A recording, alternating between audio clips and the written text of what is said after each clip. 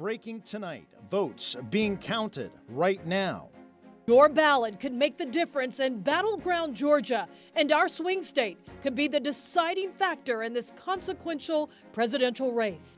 In Georgia, we have an opportunity in this election to finally turn the page. We are going to win Georgia, and we are going to make America great again. It all comes down to this, the finale of Campaign 2024, happening right now.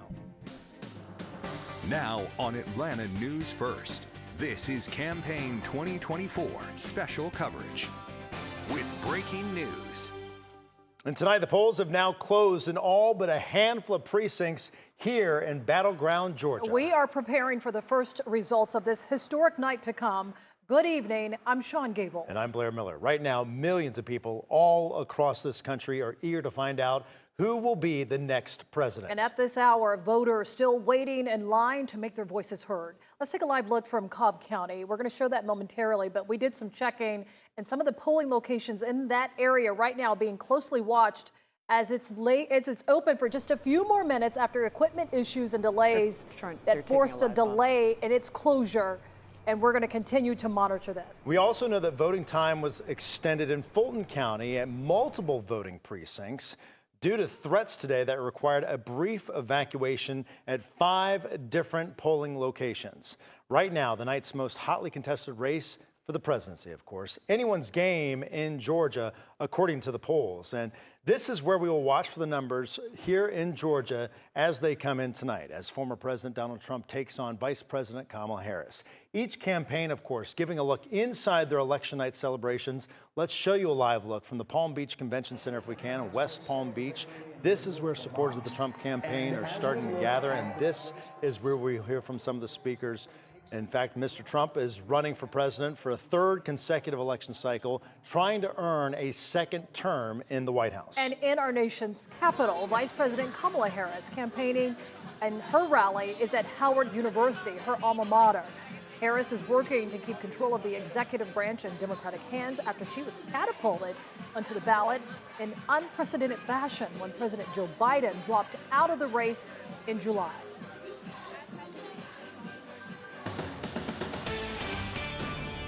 And we're following breaking news tonight. Security threats have plagued precincts in DeKalb County. Bomb threats reported at 7 different polling locations, including Coffer Library. That's where we find Atlanta News First reporter Bridget Spencer. Bridget, what did you learn?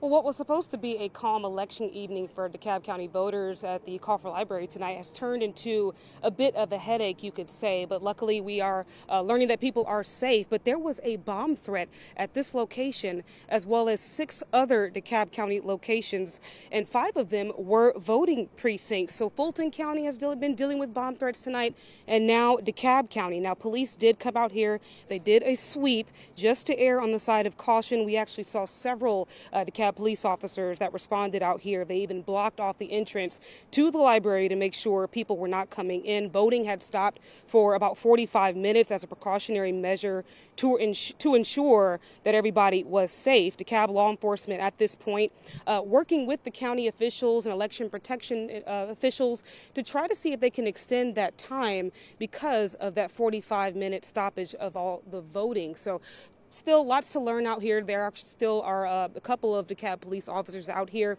but we did learn that everybody is safe, and they're still doing some sweeps across the county. We're going to remain in touch with election protection individuals as well as election workers to find out about those other locations. For now, we're live from the Coffer Library. Bridget Spencer, Atlanta News First. Let's take a look at some of the huge local races that we're watching. Among them, whether Fulton County's District Attorney Fani Willis will hold on to her job. Her office has been under a microscope this year, and whoever wins will certainly have a lot of responsibility in Fulton County.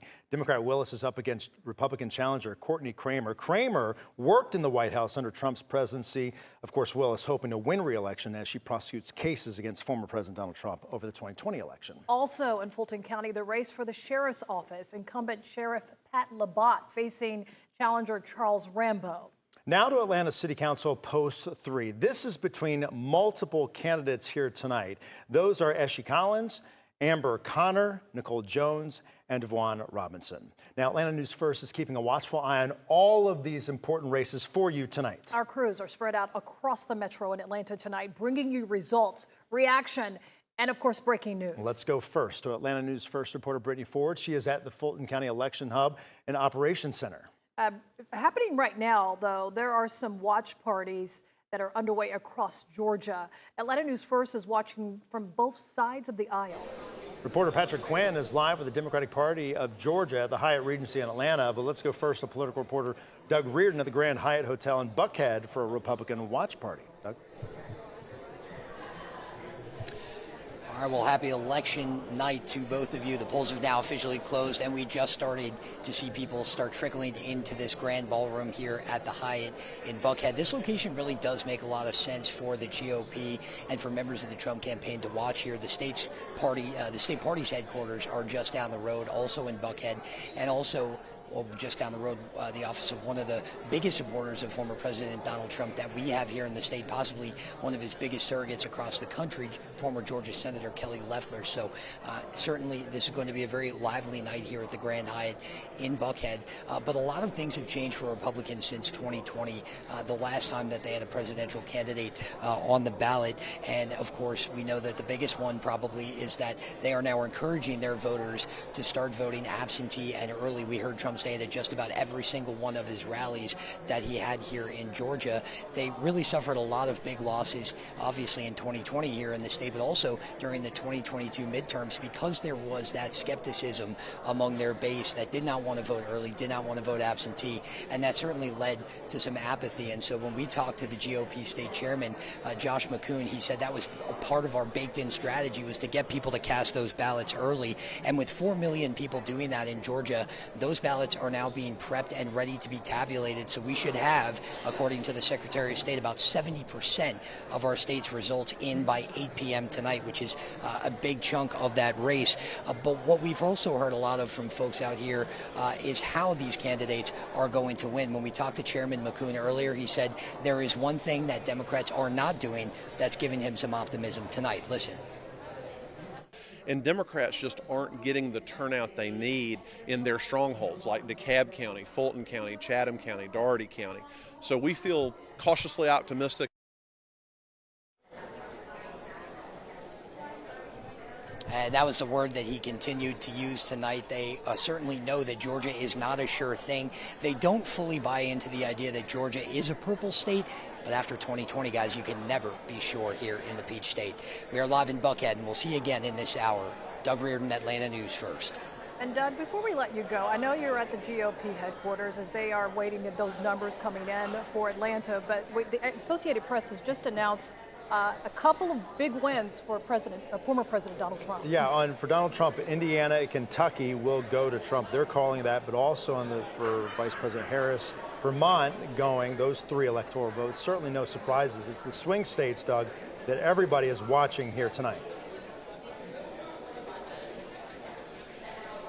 Absolutely, and again, Georgia could be the very first swing state to actually get results in, and so that is a very exciting position for us to be in, and it's because of all that early voting. Nothing I hear so far tonight has surprised me as far as where some of these electoral votes are actually falling and to which candidate they are going to. But again, I think Georgia is going to be the first big chip to fall for either Kamala Harris or Donald Trump when it comes to swing states. Pennsylvania's polls close a little bit later in the day, and then of course we're factoring in time changes when we're looking at Eastern Standard Time. So with polls having now closed in Georgia, again, 70 to 75% of our vote could be in by 8 p.m., according to the Secretary of State. And it's all because of that early voting, guys. So at this point in the night, I think all eyes are on Georgia, even outside of our state's borders. All right, Doug Reardon reporting for us tonight. And again, the Associated Press is calling the race for Kentucky and Indiana for former President Donald Trump and for Vice President Kamala Harris. She has won Vermont, according to the Associated Press. Now let's go to downtown Atlanta. Atlanta News First reporter Patrick Quinn at the Hyatt Regency Hotel, where Democrats are watching the results pour in. And Patrick, you mentioned earlier today the ground game of Georgia Democrats was extremely strong. Check, 1, 2, 3, 4, 5. Sean, tension, anxiety, excitement, they're all coming in conflict tonight. They're all coming to a head right now as these results are starting to pour in. And yes, Georgia Democrats, they're leaning on the momentum they say they've built on the ground across the state in the 107 days that Kamala Harris has been working on this campaign to take over the White House. And here inside this room in downtown Atlanta, we'll see top officials, a part of the Georgia Democratic Party representing the state and the city of Atlanta. We'll see labor union groups represented here. We'll also see everyday Democratic supporters. I just went upstairs and took a seat at the bar a moment ago, sat down with Marlene Coburn. She's here from Gwinnett County. She had a drink in her hand. I think tonight a lot of people will be grabbing an adult beverage to take in some of the emotions of the night, though for Marlene, she's confident.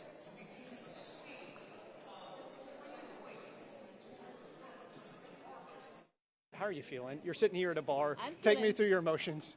I have no emotions. I'm confident. You're confident. Why is that? She's done the work. She's worked her ass off. She's been here. She's jetted around. She's been to Atlanta, Pennsylvania, Charlotte in one day. She has done the work. And you heard Marlene. We'll see if that work pays off for Kamala Harris tonight. According to the Democratic Party, they've knocked on more than 1.4 million doors on behalf of Kamala Harris just here in the state of Georgia. We'll have to see if all that work, if all that knocking pays off tonight. We're watching, we are waiting. We expect this room to fill up as the night progresses. Now, what will the mood be?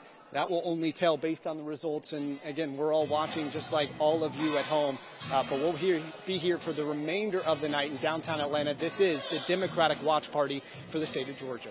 Live from downtown Atlanta, Patrick Quinn, Atlanta News First.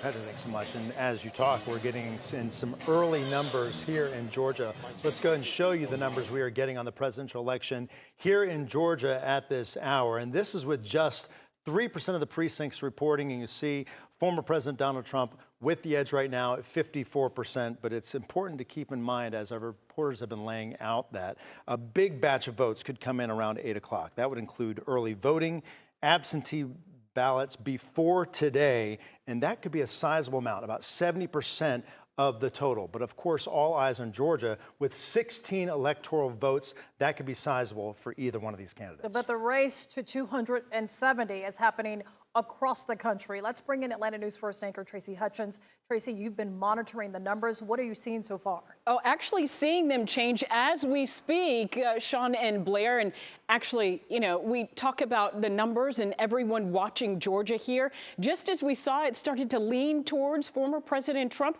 those numbers changed. And take a look at Georgia right now, kind of leaning in the blue area. But again, this is very early on. And the reason we're seeing this kind of lean towards Kamala Harris is because traditionally Democrats get out and vote early. So again, these are all those early voting numbers coming in right now. So we're going to continue to watch Georgia as a lot of these counties kind of pop up. Once again, no surprises here. Many of the metropolitan areas tend to lean very blue. And once we get closer to the end of the night, we'll see across metro Atlanta, a lot of those blue areas. And on the outlying areas, in the more rural areas, is where we will see more red. Many of those voters turning out for Republicans and former President Donald Trump. And again, some of the numbers that we looked at, as we mentioned before, the Associated Press has already called Indiana and Kentucky for former President Donald Trump. He already has 19 electoral votes, and actually Vermont for Vice President Kamala Harris, taking that right now with 3 electoral votes. So we will continue to keep an eye on this. Once again, it is early, and we see a number of states starting to lean in to either candidate. But again, that could change. Sean? You'll stay on top of it. Thank you, Tracy. And on this busy election day, officials say they have dealt with several threats. Let's bring in Atlanta News First Chief Investigator Brendan Keefe with more on how these threats were handled to make sure that the polling locations ran smoothly. Brendan. Yeah, this is the first thing, is anyone in line by 7 o'clock would be allowed to vote, even if while they're waiting in line, police are in those polling places clearing them to make sure everything is safe. But it's important to underscore with a little bit of analysis just exactly where these precincts are. DeKalb County, 5 voting precincts. Fulton County, multiple precincts. Let's go back to 2020 real quick. If you remember, 83% of DeKalb County voted for Joe Biden. 73% of Fulton County voted for Joe Biden. These are heavily Democratic areas, and the FBI is saying that these threats, at least the previous ones in Fulton County and across the nation, are coming from Russian email domains. So it appears foreign actors are directly targeting heavily Democratic areas in metro Atlanta, and we don't know if or how many voters simply walked away. We don't know if they waited once those polls reopened or if they decided to go home. Remember, the margin of victory back in 2020 was 11,779 votes. Georgia is certainly on the radar of the nation, as it turns out, foreign adversaries as well. Guys. All right, Brendan, thank you. Voters north of Atlanta right now, as he mentioned, that they're still in line in Cobb County. Atlanta News First reporter Chelsea Beinford joins us from Transfiguration Catholic Church in Marietta. Chelsea, Cobb County really could be key in this election, as our analysts have been pointing out, because what happens there could be an indicator as to which way Georgia goes. Yeah, it absolutely could. Polls are closed here now with the exception of 2 locations that are going to be open for just about 5 more minutes until 7:20. That's at Kell High School and Mount Perrin Church of God. Here at this location, Transfiguration Catholic Church, the line is gone. It's very quiet here. As soon as 7 o'clock hit, they locked the doors back there. Nobody else was let in. They even took down all the signage that says vote here. So things are certainly wrapping up at this polling precinct. Absentee ballots here in Cobb County also no longer being accepted. Cobb County shared a photo within the last 90 minutes online saying that they had received more than 1,300 mail-in ballots at election headquarters since Saturday. Now that comes after a last-minute surge of ballot requests late last week. For those that did not vote by mail or vote early, tonight was their last chance, and Cobb voter Robert Frett said he was not going to miss it. There's a lot of mess going on, so I just wanted to say I did my part and, just wish for the best. He waited until about 6:30 on election day to vote. He said he works at midnight, so he had to sleep all day, then wake up early for his schedule and come here. Similar stories for a lot of voters we talked to today who said scheduling just didn't allow it until the last minute on election day, and they didn't want to miss their chance. Reporting live in Cobb County, Chelsea Beinford, Atlanta News First. Chelsea, thank you. Let's get a quick check of the numbers on the presidential election in Georgia. Again, we are very early in the evening. Only 3.1% of the precincts are reporting at this hour. Slight edge going to Vice President Kamala Harris on the Democratic side, reporting 51% of the vote to her, 48% to Donald Trump. Again, we are closely monitoring this, and we are early in the race. This is likely going to be going back and forth in these early hours, early minutes as these results start to come in. And that's what's happening right now. Georgia poll workers really racing to count your ballots and get you those results of this year's election. Georgia's Secretary of State, Brad Raffensperger, providing around-the-clock updates about your votes. Atlanta News First reporter Abby Kasouris joins us live from the Election Operations Center in South Atlanta. Abby, good evening. Well, during his latest report, he showed record-breaking numbers, 5.2 million voters projected here in Georgia. And while this felt like such a good thing, there was a shadow over some of that press conference earlier today, thinking of some of those polling locations that are still having to be open at this hour because of non-credible bomb threats. And we've heard him bring this up throughout the day, that these are from Russian emails, according to the Secretary of State's office, that had actually called in some of these threats that were further investigated. We later found out that bomb-sniffing dogs were brought in. Places were cleared anywhere between 20 to 40 minutes at a time. He said that this did not disrupt the election and the voting process. However, he says that he's upset, not even as Secretary of State, but as an American. People would threaten other Americans, and so, or threaten, just question the safety. And so that's what frustrates me, but we work through it. But, our heart goes out for our voters, and that's what our concern is. And those reports are expected to come in faster and faster now. Any minute now, we can see the Secretary of State walk through those doors and head up here to the podium as we continue to bring you those live updates throughout the night. Live tonight in Atlanta, Abby Kasouris, Atlanta News First. Abby, thanks so much. Let's give you another check on the votes of the presidential race, and we're going to keep updating. As we can, because as we were talking, this flipped back toward the former president, Donald Trump. And what's interesting here, and this is 3% of the precincts reporting right now, he has 51% to her 48%. Keep in mind, as we've been reporting all along, Georgia went blue 4 years ago. And so a lot of analysts watching closely to see if it will go blue again, because the last time Georgia went back-to-back blue was 1980. That was with Jimmy Carter, who was up for re-election at the time. Of course, he went on to lose to President Ronald Reagan. But that's why analysts are watching this so closely, not only here in Georgia, but also outside our state here. Right now, let's go to Fulton County's registration and election. Let's get an update on the election process now that polls are closed. Let's listen in. Well, we're going to listen in. Unfortunately, they have not gotten to the podium yet for the official press conference, but we are going to monitor this, make sure we go back to this as soon as it starts. But there's more to cover on this. It's not just the presidential election that we're closely watching.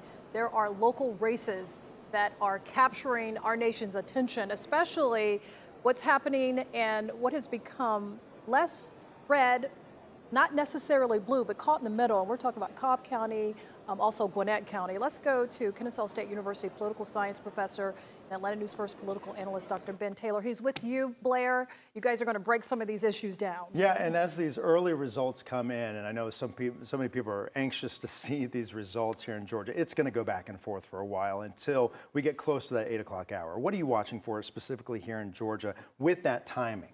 Well, I think the big things to watch are the metro Atlanta suburbs. The Trump campaign has put a lot of effort in the North Atlanta and South Atlanta suburbs, but so has the Harris campaign. And the Democratic ticket really wants to see big numbers in the core metro area of DeKalb County, Fulton County, and Clayton County specifically.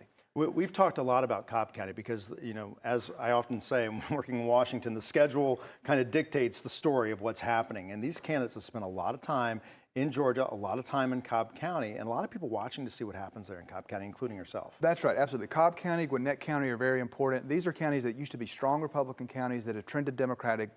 President Biden won them by double digits in 2020. So if Vice President Harris can do the same thing this year, then she'll be looking good. Similarly, these are areas that the former President Trump's campaign thinks he can bring Republican voters back. We saw so many people doing early voting this year. And that certainly plays a role in how they get the results. How will that impact when these are released and when we see those sizable results? Well, the Secretary of State's office has been pretty clear that the early vote and absentee votes will come in first. So that's the things we'll see reported pretty quickly here in the first hour or so. And then they'll be reporting day of or election day voting. And the Secretary of State's office has been assuring us, and we have no reason to believe otherwise, that they'll know something sometime this evening. In the bigger picture of things, Georgia being one of 7 swing states that we are watching closely tonight, how does Georgia, because Doug Reardon was talking about this a little earlier, that because we may be seeing some results early on and outsiders looking to see what's happening here in Georgia, how much does that really kind of play into the path forward for these candidates, whether it's good or bad? Yeah, that's a great question. I think the crucial thing to remember is that Georgia is something of a microcosm of the country. We look a lot like the rest of the country, particularly these other swing states in terms of demographics and our voter age and things of that nature.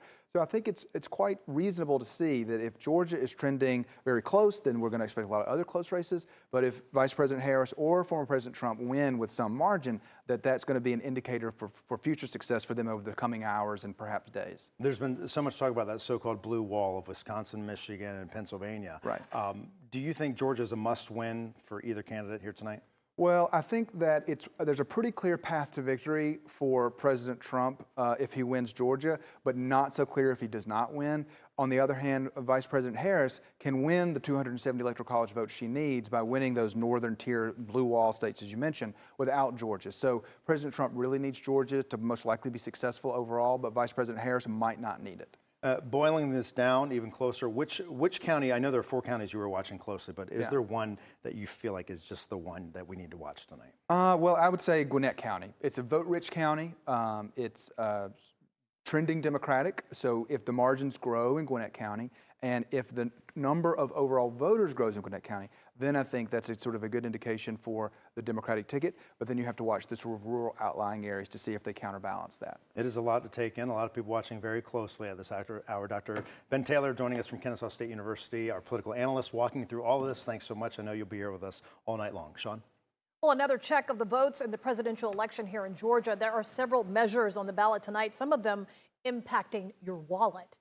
Let's go to Carly Barnett. She is covering that angle tonight. Carly, go into this deep dive. Break it down. Sean, let's go ahead and just dive right into it, because here's the First Amendment. It's the Georgia homestead tax exemption. It essentially stops significant tax increases when your home value goes up, and if passed, property tax increases would be capped to the statewide inflation rate. Right now, that's less than 2%. So right now, you can see the early results coming in. So far, 60% voting yes to that. Now, Georgia Amendment 2, that would create a state tax court. It would move cases involving the Georgia Department of Revenue from a tax tribunal to a tax court. What does that mean? It means moving hearings from the executive to the judicial branch, allowing those rulings to be public. So far, 52% voting no to that. And then Georgia Referendum A, that would increase the personal property tax exemption. This exemption described as helping small businesses with rising costs due to inflation. So far, 63% voting yes. Still early. We'll continue to keep an eye on this, just like we are, of course, all of the races on the ballot.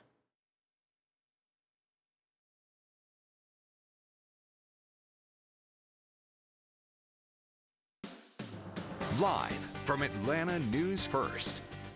This is a Campaign 2024 election update. It is election night on Atlanta News First. I'm Sean Gable. And I'm Blair Miller. Right now, we are watching as some of the early polling places here in Georgia are reporting those results. It is at 4%, so it is very early on. Let's go ahead and show you the latest numbers we are getting on the presidential race here in Georgia, with 3.5% of the precincts reporting. This has been back and forth in the very early minutes of the results coming in. Former President Donald Trump has the early lead right now at 52%. Atlanta News First, Bridget Spencer is in DeKalb County tonight, where bomb threats were reported at 7 polling locations. And Bridget, it is all clear now.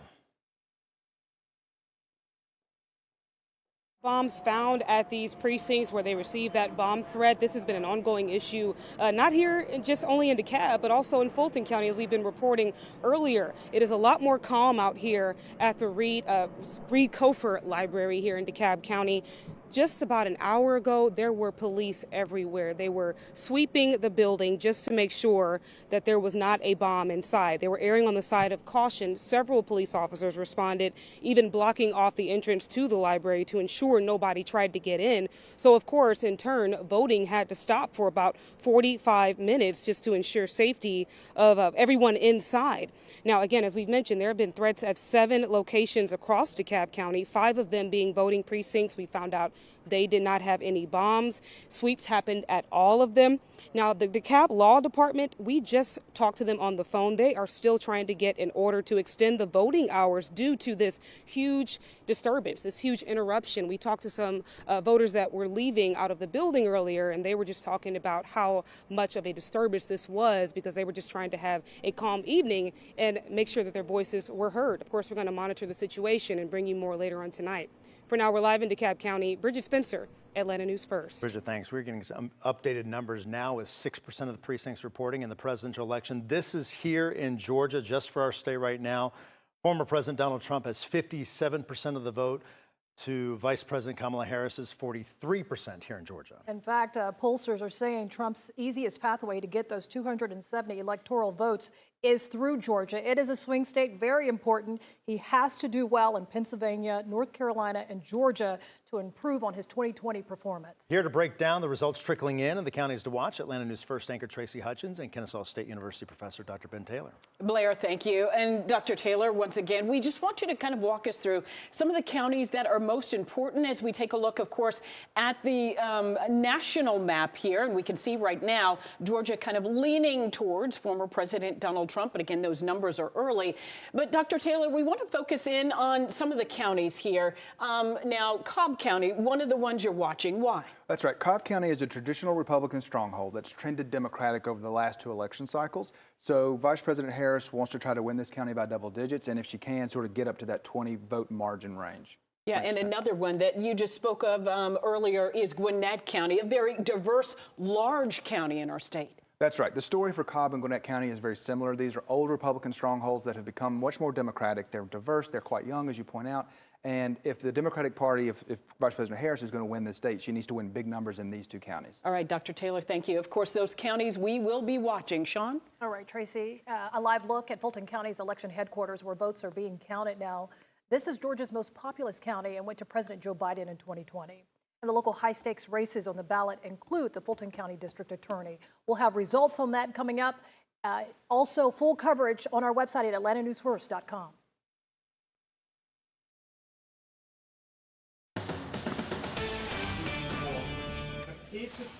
Back to the breaking news and a live look right now at Fulton County's election headquarters. Votes are being counted right now. We are expecting an update from the Secretary of State. All day long they've been giving updates, as their words, saying they want to be very transparent because they know what happened here in this state 4 years ago and how much of a legal fight there was and still is in some cases. Votes being counted right now, but this is Georgia's most populous county and went to President Joe Biden in 2020. It was the closest state in 2020, Sean, and the only one in the Deep South that went toward President Biden. And the GOP, the controlled Georgia State Election Board, they approved a measure in August that can empower local officials to refuse or delay certification of the county election results, creating potential for another disputed and contentious post-election period in November. All of this we are closely watching. This is a high-stakes race on the ballot to include the Fulton County District Attorney. Bonnie Willis hoping to win re-election as she's been prosecuting cases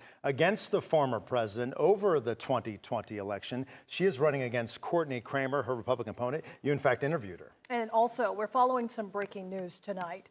Security threats have plagued precincts in DeKalb County. Bomb threats reported at 7 different polling locations, including Cofer Library. We are also watching the latest of what's happening at the national level. And we have a presidential race that's happening, but we're also looking very closely at the balance of power. Let's bring in our Washington correspondent, Ryan Henson, who's found the latest races that really could impact that balance of power, because there are a number of seats up for grabs there, Ryan. We're talking about 34, I believe, in the Senate, and then all 435 seats in the House are up. So this is certainly something to watch as well tonight.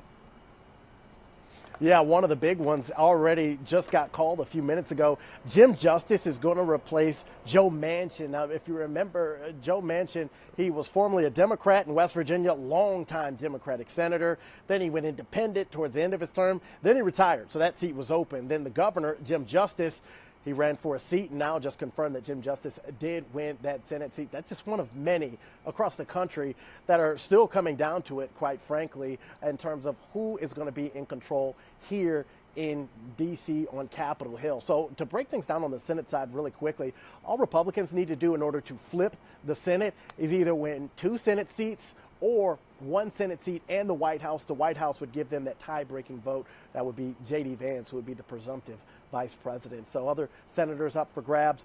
Democrat Sherrod Brown trying to defend his seat in Ohio. Alyssa Slotkin trying to hold on to Debbie Stabenow's seat. Stabenow retired. She's in Michigan. She was a Michigan senator. Ted Cruz, the Republican, being challenged by Colin Allred in Texas. So a lot of races still we're waiting to get the results of, but Senate, that's certainly how it's shaken out so far. And Ryan, we keep hearing that we're expecting a photo finish with the presidential race at some point when we get the results. But the congressional races, there are some that are neck and neck as well. Yeah, there's a lot of them, especially when you look at the House, too. House, it's the opposite scenario. Republicans have that slim 8-seat majority. Democrats, quite frankly, see a lot of seats that are very much up for grabs and vulnerable. So Democrats are looking at 2 big groups of seats right now. One is in New York. There's a couple in like the northern suburbs of New York City. There's a couple more Republican Congress members in upstate New York. Democrats see them as Republicans in blue districts, and they want those seats back. On the other side of the country in California, that Central Valley of California out there, there's Republicans where holding seats that Democrats feel are extremely vulnerable, and they want those seats back as well. But Democrats are going to have to play a little defense as well. There's Democrats in Alaska, Maine, even North Carolina, in a rural district in North Carolina that's blue, that Republicans feel like, hey, we can hold our advantage by taking over these seats and also picking up a few more to pad that lead. So like you guys said, and like we've been talking about pretty for the past couple of months now, very tight races in both parts of Capitol Hill. And it's just going to be interesting to see how these results continue to come down and who is going to hold on to those seats and really who resonated with voters. Ryan Hinson, live tonight from the nation's capital. Ryan, thank you. Now let's bring in Atlanta News First anchor Tracy Hutchins, who's looking at some of the close races here in Georgia and some of the ones we really need to keep an eye on here tonight, Tracy. Yeah, certainly in Fulton County, we are keeping our eye on the race for sheriff. Of course, incumbent Sheriff Pat Labatt is going up against Charles Rambo. So if you voted in Fulton County, you did not see Rambo's name on the ballot because he is a write-in candidate. And of course, that is one of the races we're watching. It seems as though many of the metro Atlanta counties that the race is up for, the race for sheriff could possibly change. So in Cobb County, we're looking at Craig Owen Sr. He is the incumbent trying to hold on to his seat against his challenger, Republican challenger, David Cavender, and in Gwinnett County, again, a very large county, we're looking at Kibo Taylor trying to hold on to his seat against Republican Mike Baker. We have not gotten any results in from any of those counties yet, Cobb, Gwinnett, nor Fulton. But of course, these are big races that we will be keeping an eye on. Blair?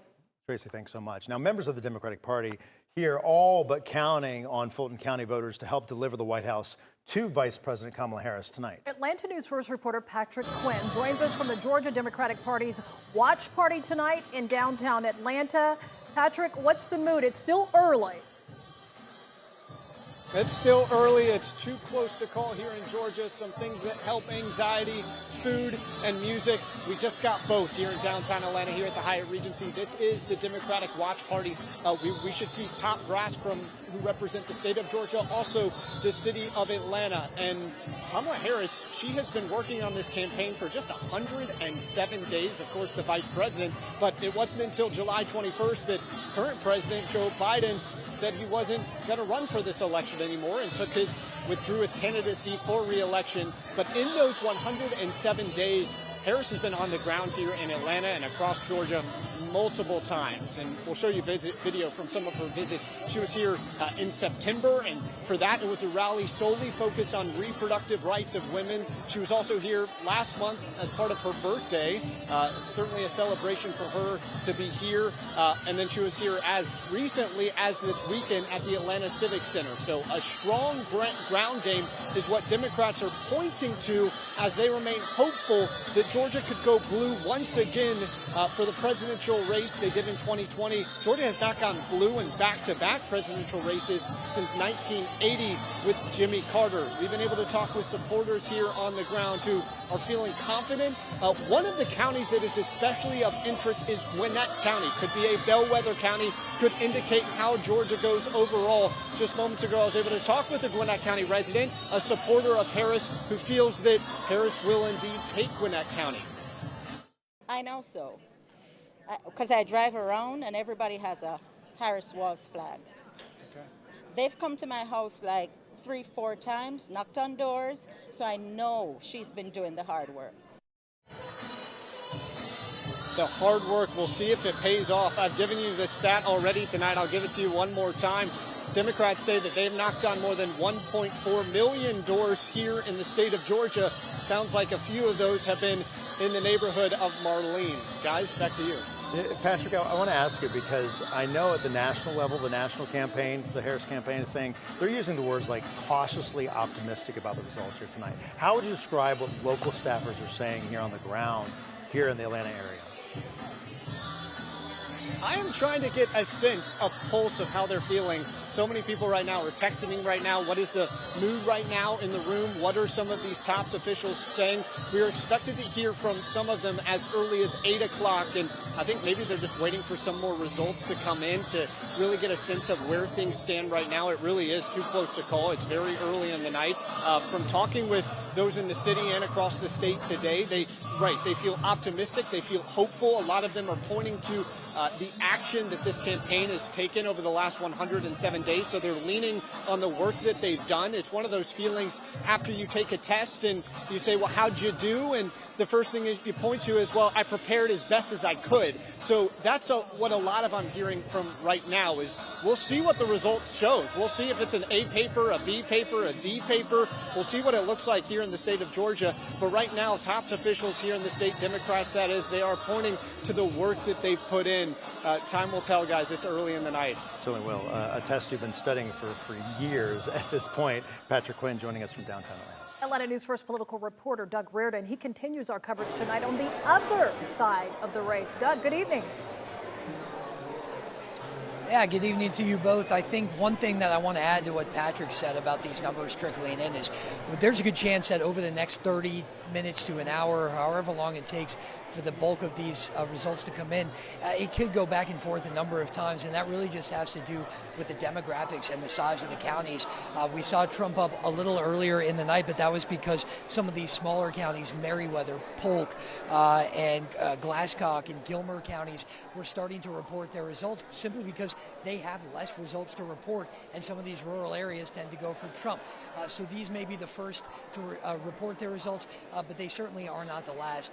And really those bigger ones are the ones that are more important for Kamala Harris, areas like Fulton County, DeKalb County, Gwinnett, and Cobb counties, areas that we certainly saw the GOP, not just Donald Trump, but candidates from the GOP up and down the ballot try to chip away at Democratic support that has really built up over the last two election cycles in some of these places. That's why you saw J.D. Vance closing out his campaign last night here in Cobb County. That's why you saw Donald Trump send him just 2 months ago and then come one time himself here to Cobb County in between. He knows he's not going to win places like Fulton. He's very likely not going to win places like DeKalb. But if you can chip away at some of these stronghold areas that Democrats traditionally enjoy a lot of support in, that is really the ticket for the GOP candidates tonight, not just former President Trump, but also we know that another thing that Patrick had mentioned was the ground game and how strong it is in some of these places.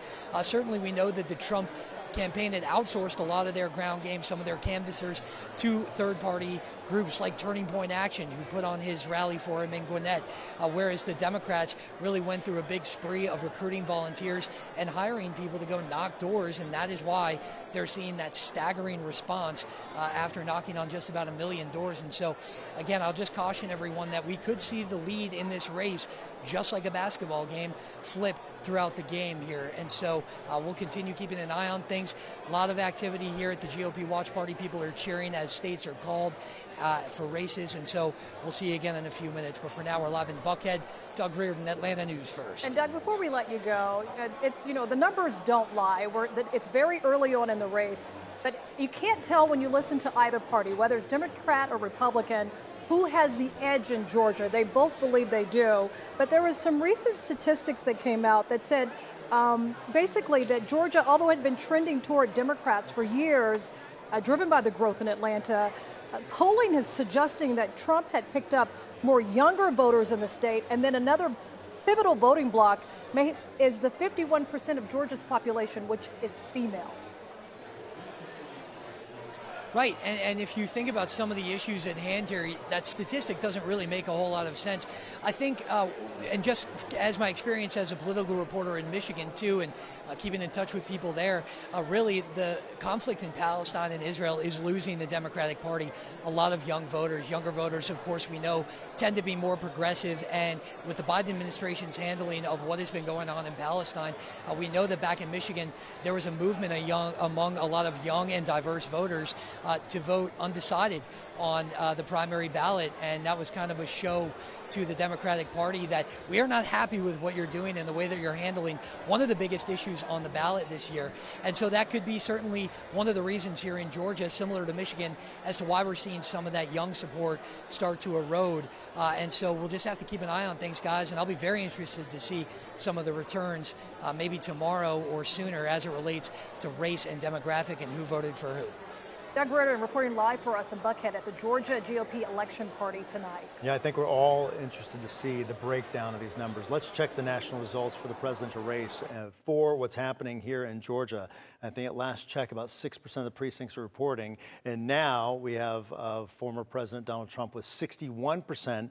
Kamala Harris's 39%. It's not, I don't see it up on the screen right now, how many percent of the precincts are reporting on this, but it is fairly early on here. You know, officials were telling our chief investigator, Brendan Keefe, that around 8 o'clock, a big batch of votes would come in. And this would include that sizable early vote, absentees that were before today, which would be about 70% of the total. And then later on, we might see more rural counties would come after that. So keep that in mind as we're starting to get in some of these early numbers, and as it's been going back and forth at times. And we just heard from our political reporter, Doug, that part of the reason why we're seeing such a huge gap right now, because this is expected to be a really tight race, is because the smaller counties that are further up north are some of the first to report. And it's easy to get that collection, but we still have Gwinnett County, Cobb County, Cherokee County, that Forsyth County that we're closely watching to see how this may change. But let's go to Atlanta News First White House correspondent John Decker. He's live from Vice President Kamala Harris's election headquarters in Washington, D.C. So, John, what's the mood there right now in the Harris camp? You know, we were talking with our local reporter here with the Harris campaign. You know, cautiously optimistic is what we've been hearing all day long. I imagine you're hearing the same thing there in D.C. I am hearing the same thing. I'm hearing about turnout levels in certain states that bode well, they say, for the vice president. In Philadelphia, critical battleground state of Pennsylvania, strong turnout. And also in many college campuses in these swing states is what I'm being told. So that is a good way to determine it. Cautious optimism. That being said, they know this is going to be a very close election. There's lots of patience here, and they know this election is not going to be called likely this evening or maybe early into the morning, but it will be called, and they feel it will be called in Kamala Harris's favor with more than 270 electoral college votes. That's what I'm hearing for senior campaign officials this evening. And John, as you're talking with those officials, if I can ask you real quickly, you know, how much emphasis, they put so much emphasis on Georgia, but those battleground states, which ones are they watching early on tonight? You know, Georgia's certainly expecting some early results early on tonight. Well, obviously, Georgia is one that the campaign is following. It's a state that Joe Biden won, not by much, 11,000 plus votes 4 years ago. But they're also watching the state of North Carolina. Now, that's a state that would flip to blue if they were able to win it. Donald Trump visited North Carolina Saturday, Sunday, and Monday. It's a state he won in both 2016 and 2020. And they feel this is a state that they can actually pull away from Republicans for this election cycle. Certainly something to watch. John Decker joining us live tonight in D.C. Let's continue our team coverage tonight with Atlanta News First senior national correspondent Peter Zampa. And Peter, you're in Palm Beach, Florida, where former President Donald Trump is watching the election results. Set the scene for us there in South Florida. Well, the scene here for quite a long time was largely just reporters for hours and hours, but this event is starting to fill in the energy, a bit of a jolt of energy as we start to hear some of these states called, some of these polls closing, certainly a shift change throughout the day, but there's still a long, long night to go. These folks are excited to hear from Donald Trump, but at what hour we hear from Donald Trump, that remains unknown. All right, Peter Zampa joining us live tonight in Florida. We'll be checking with you throughout the night, Peter. Thanks so much. If we can, let's go back. We've been trying to show you in frequency how the race is setting up in Georgia. The presidential race is expected to be a very tight race, but the numbers right now, it's still very early, but President Trump, former President Donald Trump, has a slight edge of 60, well, not slight, that's a big gap right now, 63%. Against Vice President Kamala Harris on the Democratic side, 37%, but only 11.7% of the precincts are reporting. That is so important to look at, Sean. You know, and you look at this state, Georgia was the closest state in the 2020 election, the only one in the Deep South won by Biden. And that victory really marked the first time a Democratic presidential candidate won Georgia since Bill Clinton. That was back in 1992. So much focus has been on women, a pivotal voting bloc making up about more than 51% of Georgia population, but also black voter turnout. And the enthusiasm played such a critical role in Biden's win. So many people watching to see how that plays out tonight. Really, by watching the presidential candidates, we were able to see just how important the state of Georgia is to get to that pathway to 270 electoral votes. It was a seesaw, back and forth. Donald Trump, Kamala Harris, both visiting our state multiple times. And the key is that what is the pathway? Why is Georgia so important? We are a swing state, and we're expecting not only Georgia, but North Carolina, Pennsylvania, Michigan, all very important in this race. And for Trump to not only get the lead in Georgia, but to get to that pathway of 270 electoral votes. To pull this off, Trump needs to do well in suburbs, improve on his 2020 performance, and win Pennsylvania, North Carolina, and Georgia. It's all about those 16 electoral votes. So many people focus on the numbers with the population. That certainly plays a good role in how you get those electoral votes, but it all comes down to who can get to 270 quickest tonight. And we've seen before in presidential elections when Hillary Clinton ran for office, the popular vote is not what wins the presidency. Right. It is the electoral college. And you look at Pennsylvania with those 16 electoral votes, that's why there's been so much focus on Pennsylvania, what many people think is a must-win for either candidate here tonight. Well, let's go to Brittany Ford. She's in Fulton County's election center. Brittany, you've been monitoring, they have been monitoring some of the chaos that is happening in polling centers across Georgia. Give us the latest on what is the mood in there? Well, Sean, yeah, we actually just got an update from Fulton County officials about those threats, those alleged bomb threats that we've heard and been reporting about from multiple counties now here. The chief of Fulton County Police gave an update telling us that they had a total of 32 threats at polling places across the county. Those threats came by telephone, email, the 911 center. The chief did say that they're being investigated. They again have been deemed non-credible. And despite what we've heard from government officials saying that this may have came from Russia, the chief here was very firm that they do not know where these threats have came from and that they are being investigated. What you're looking at right now, a live look, polls are closed. Those votes are being counted in that clear box you see there. They are now becoming in as from different polling locations across the area. They're being counted digitally, electronically. There are media cards that are being brought from several polling locations. But I will say, and Chairman Pitts had some strong words to say, as we heard in that press conference, just wrapped up again 5 or 10 minutes ago. He gave Fulton County an A for the election procedures. They said everything here went smooth and in order. All of those problems or any type of errors they had at different polling locations were handled very quickly and very efficiently. Again, this is just the beginning of the night. We're just getting those numbers in. We're just getting those ballots in. It's something we'll continue to watch and bring you the latest. Brittany, thank you so much. And you know, those false threats is something that got a lot of attention here today. And law enforcement told us earlier today, this is something they were prepared for and feared something like this could happen. They were ready for it. Well, let's turn to Atlanta News First reporter Adam Murphy. He's in Gwinnett County. And Adam, Stone Mountain, there was a bomb threat there, but it was deemed it was not credible. But yet, the NCAA here in Georgia, NCAAP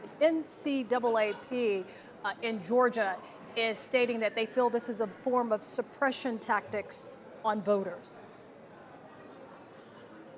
Well, what I can tell you from the election supervisor here in Gwinnett County, they made a request to a judge, asked for an extension of time at the Mountain Park activity building. That actually has 2 different precincts, and that is where that threat came in on Rockbridge Road just after noon today, and the judge granted that. So that particular polling facility is open for another 6 minutes.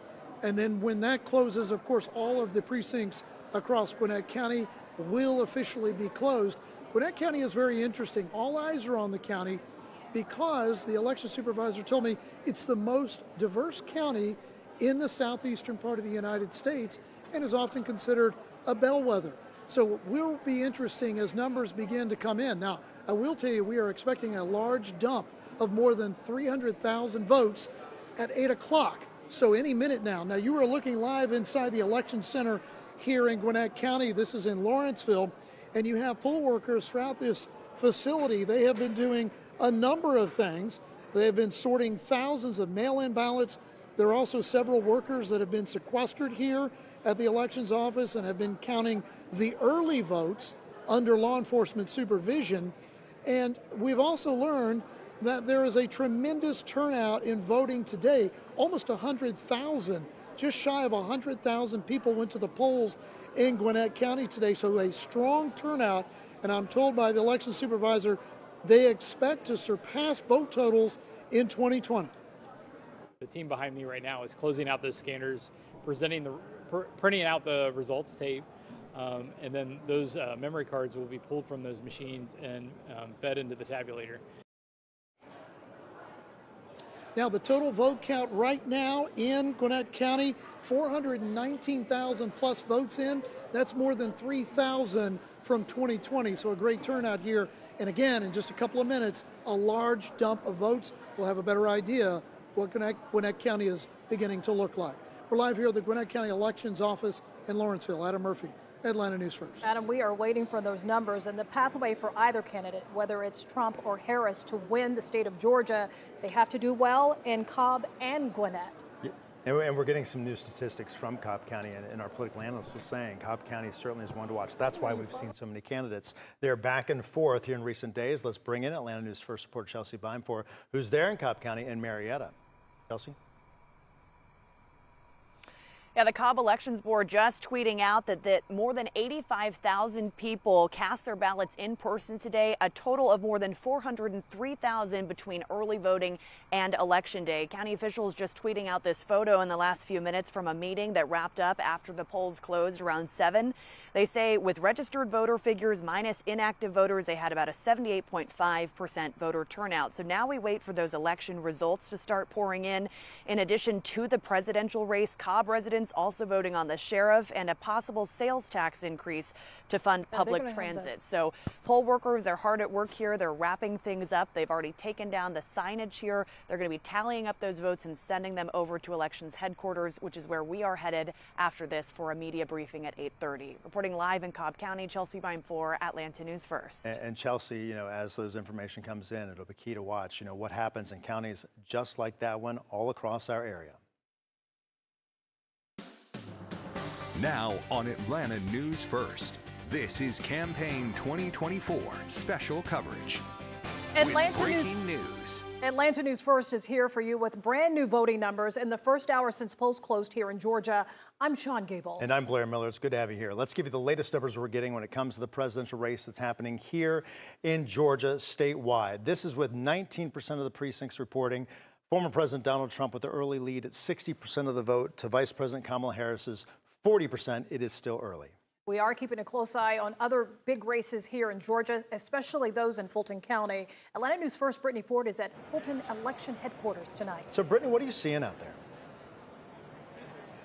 Well, I can tell you that there's some big news in Fulton County. We just got those numbers, and county officials say that the in-person election voters coming out has surpassed 2020 numbers. We just got those numbers from county officials who say over 92,000 people in Fulton County voted in person today. Again, that surpasses 2020 numbers. We have got an update from county officials saying that the first round of results from early voting and absentee ballots are expected to be resulted and put it out in the next 2 minutes here, or 3 minutes here at 8 p.m. with the 177 polling places that are being transported here, those numbers that are being transported and those ballots that are being transported to this hub. Those numbers will get by 11 p.m. But again, big news in Fulton County today. They surpass in-person voting on Election Day. I'll send it back to you. And Georgia's State Secretary Brad Raffensperger expected a majority of our state's votes to be counted, as we just heard from Brittany, by 8 o'clock tonight. Yeah, we're all watching for that. Let's bring in Atlanta News First anchor Tracy Hutchins now and Kennesaw State University professor Dr. Ben Taylor. Yeah, Sean and Blair, we are waiting for some big numbers here. Dr. Taylor, tell us about some of the counties that we are waiting on. As we heard from Brittany, of course, Fulton County, that is a big county. Those numbers haven't come in yet, but that will make a big difference here. That's right. This is a very vote-rich county. This is the largest county in Georgia by population, and this is where Democrats get a lot of votes, but former President Trump, if he's going to make inroads with the black community, particularly young black men, this is a place to do it. Another large county, Gwinnett County, still waiting on the results there. That's right. We just heard that there's going to be a 300,000 vote tabulation released in just a few minutes. That's going to make a big difference on this board. To see the margin on that for the two candidates is going to be really crucial. If Vice President Harris is double digits up, then that's going to be good news for her. Yeah, there's still a lot of counties that have not come in yet.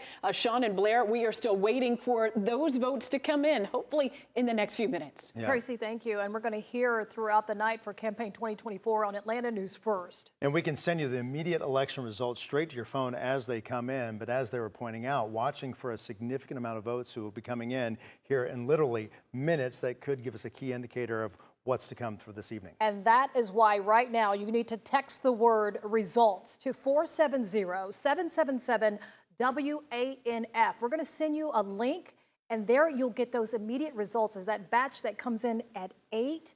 We're going to find out exactly how it starts to shake up, how Georgia is shaping in this presidential race. A big part of that, Sean, is the early vote that we have been talking about day in and day out. 4 million votes here in Georgia for the early voting. That will also include absentees that were in before today. And then that's about 70% of the total is what we were told early on. And then some of the more rural counties will start to trickle in after that. Well, Georgia was the closest state in 2020 and the only one in the Deep South that was won by Biden. Let's see if the Republicans can change it this time around.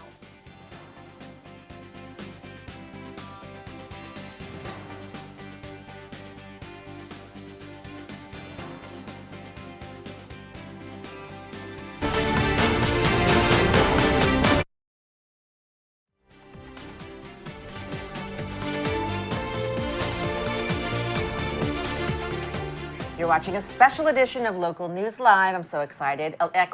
Election night 2024. I was so excited I couldn't even say that. But I'm so thrilled to be here with my colleague. I'm Deborah Alfaro. And I'm Rashida Kaba. Thanks for joining us all. I'm Camila Rueda. And I'm Graham Olkins. Right now, the final votes still being cast. Ballot counts are underway, and Americans are deciding who they want to be the next president of the United States. White House correspondent John Decker is in Washington, D.C., covering Vice President Kamala Harris's historic campaign. John, you're on the street. You've been walking through Howard University.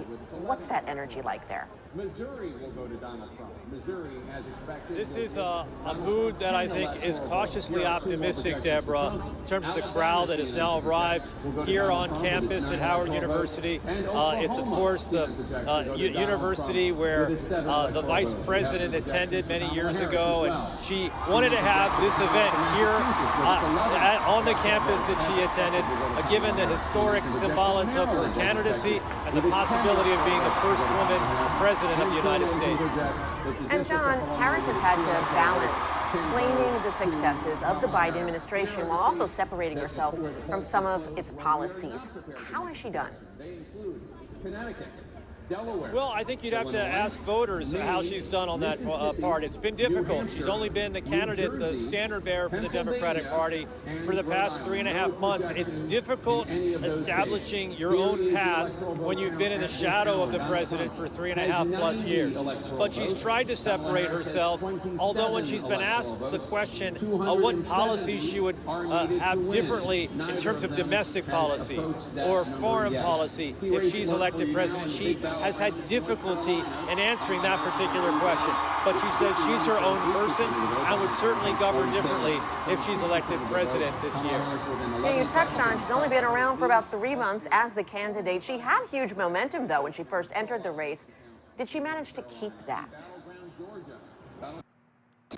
Well, look, it's a difficult task in terms of introducing yourself to those Americans who maybe not be that familiar with you, even though she served as vice president for 3.5 years. But she's done that. She's traveled to those swing states, Deborah, time and time again over the course of the past 3.5 months.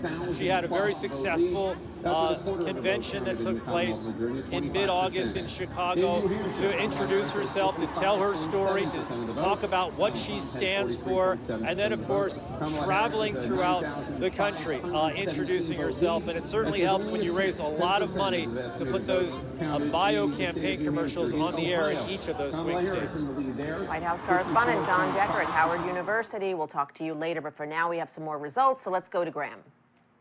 Deborah, another hour in tonight and some more states called. Let's take a look. We're going to highlight just the states that have been called so far. For Democrats, Vermont, Massachusetts, Rhode Island, and Connecticut. Also Maryland with its 10 electoral college votes. That gives Kamala Harris 35 electoral college votes in her column so far. Let's bring in the Republican states that have officially been called now. Starting to fill in the all-important state of Florida with its 30 electoral college votes. That is now official. Alabama, Mississippi. We have Tennessee, South Carolina has now been called, along with Oklahoma. So we're making some progress here tonight, but of course it's those crucial 7 swing states. None of those have been called just yet, Rashida, so we're still waiting.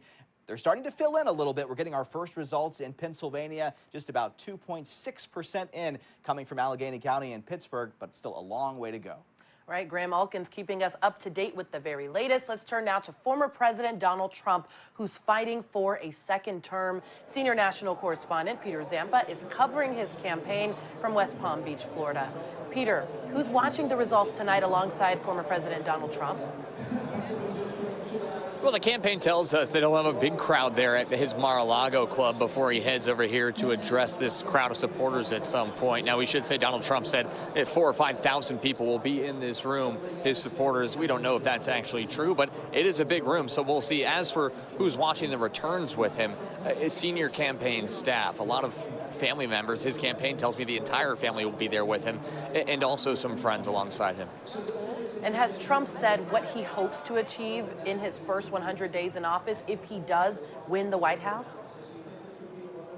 He has, and you know, some of this may be realistic, some of it is a pipe dream, but that's what you say for your first 100 days. He claims to want to start the largest mass deportation program in human history if he is in the White House in his first 100 days. He also might want to do things when it comes to unleash American energy. You hear him talk about energy independence quite a bit. Well, drill, baby, drill is part of his mantra at this point. He thinks he can accomplish that in his first 100 days. He also tells Americans that he can immediately bring down their prices, and whether that's realistic or not, that could be more on the pipe dream side, and also ending some of these foreign wars. He claims to be this great statesman who would never have seen these wars on his watch, but claims he can bring peace to both the Middle East and to Europe as soon as he gets into office. All right, Local News Live senior national correspondent Peter Zampa, we will be checking back in with you throughout the night. Deborah? We are monitoring the results in the 7 battleground states, and that's where everything is just so important. Arizona, Georgia, Michigan, Nevada, North Carolina, Wisconsin, and oh yes, Pennsylvania. The whole country watching what happens in Pennsylvania because it has the most electoral votes of any swing state with 19. Now, we know that Trump won by a tiny margin in 2016. 4 years later, Biden won. Our Molly Martinez is in Philadelphia tonight. Molly, polling averages show Trump and Harris in a statistical tie. But what are you sensing as you're in the state today?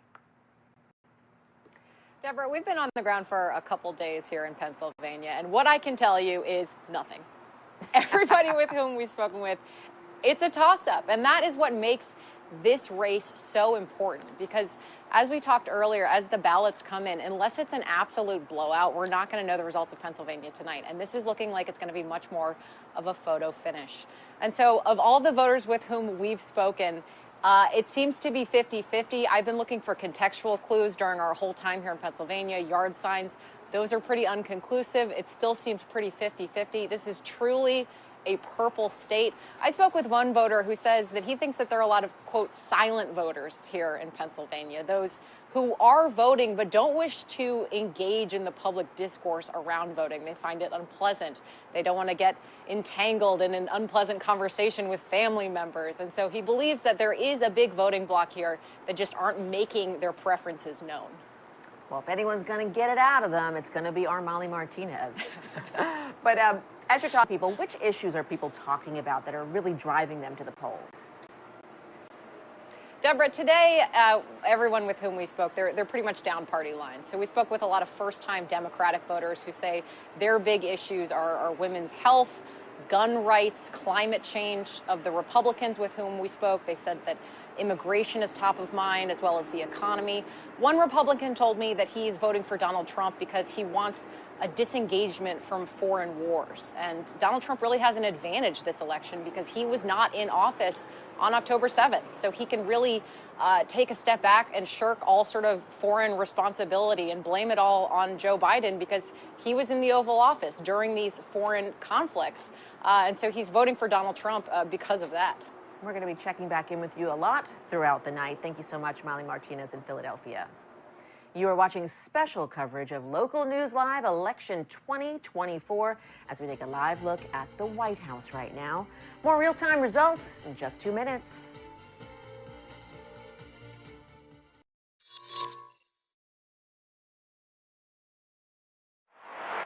Local News Live, always streaming, always free.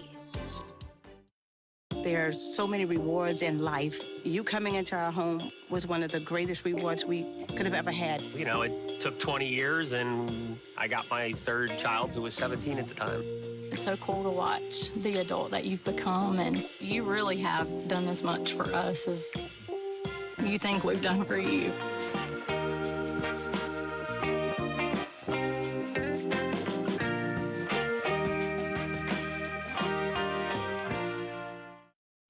Rethink how you get breaking news. A rooftop collapses at a suburban hotel. With Local News Live, you get the big national stories direct from local reporters. Reporters know the streets and the people. Authentic, unfiltered, live where the story is. Stay close, stay connected, because the big breaking stories are best told by those who live it. Local News Live, the news that hits home. Always streaming, always free. Women are bad with money. That's what the world's been saying for centuries. But now we've got something to say. Save it. It's time to save ourselves by saving our money. Until we're no longer 80% more likely than men to live in poverty in retirement. Save it. The falsehoods, the feelings of fault. Then, the funds. Learn how to save for your retirement at WeSaySaveIt.org. There are almost 6 million military and veteran caregivers across.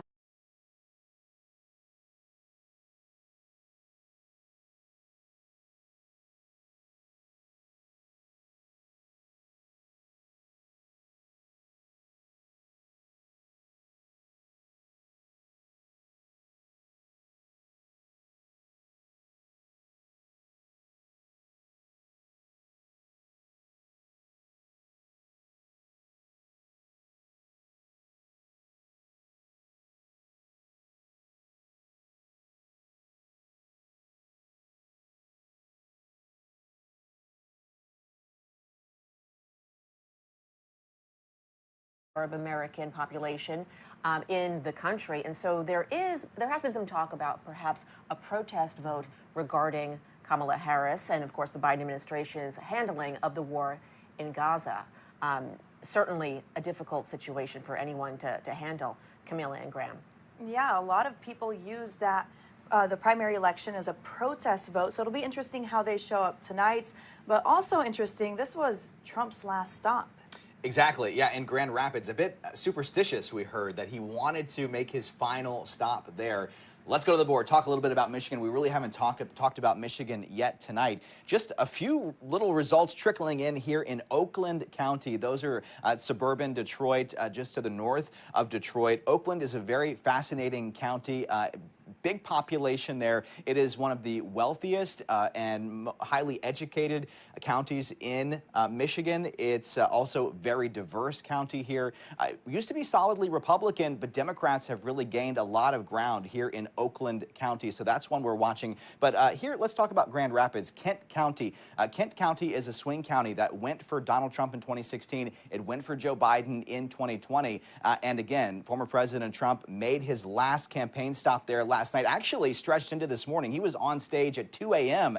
in Grand Rapids here in Kent County. So that's one that we're certainly going to be watching, a swing county. Another swing county is Saginaw. Again, went for Donald Trump in 2016, went for Joe Biden in 2020. We'll be keeping a close eye on that one. We'll also be keeping a close eye on Grand Traverse, home to Traverse City. That's a wealthier, tends to be more Republican area of the state in northwest Michigan here. So watching all of that, and of course we can't ignore Wayne County, which is home to Detroit, also home to Dearborn, where, of course, the large Arab American population there, and then also in these suburban counties as well, Camila. So a fascinating state. Again, very diverse, a lot of young voters in Michigan as well.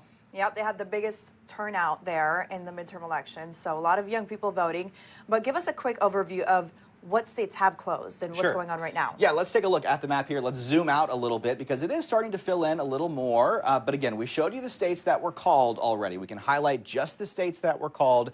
No surprises so far in the states that have been called. So again, now we're just watching other states fill in. The all-important state of Georgia, it's filling in pretty quickly. Election officials said that we're going to be processing ballots a lot faster this year. And look, already 36% of the vote counted in the all-important state of Georgia. Of course, we are watching Metro Atlanta. This is going to be the blue dot that fills in this sea of red here. This is Fulton County. About half of the vote already counted in Fulton County. Kamala Harris leading with 71% of the vote. Democrats really need to build up their numbers in Atlanta and the surrounding counties. Cobb not reporting yet, DeKalb not reporting yet, Gwinnett not reporting yet. Those are all Democratic strongholds. So again, we'll be keeping a very close eye on Georgia as one of those 7 swing states. For now, a look at the White House as we head to commercial break. More live coverage here from across the nation on this historic election night. Stay with us on L&L.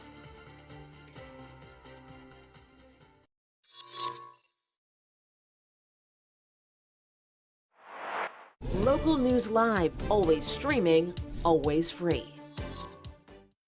There's so many rewards in life. You coming into our home was one of the greatest rewards we could have ever had. You know, it took 20 years, and I got my 3rd child, who was 17 at the time. It's so cool to watch the adult that you've become, and you really have done as much for us as you think we've done for you.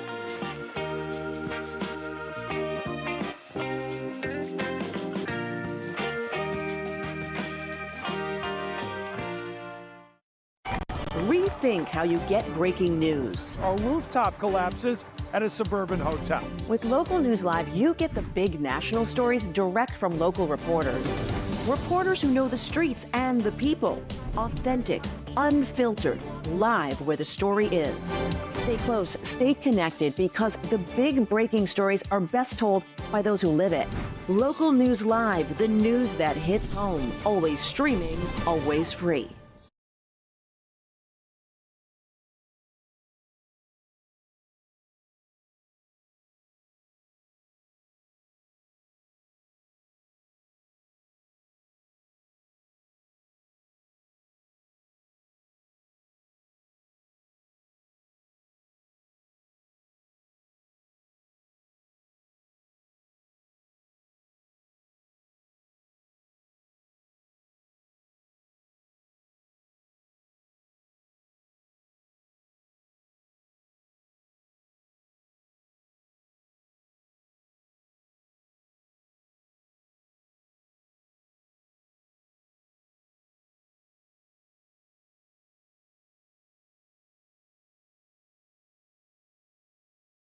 Always free.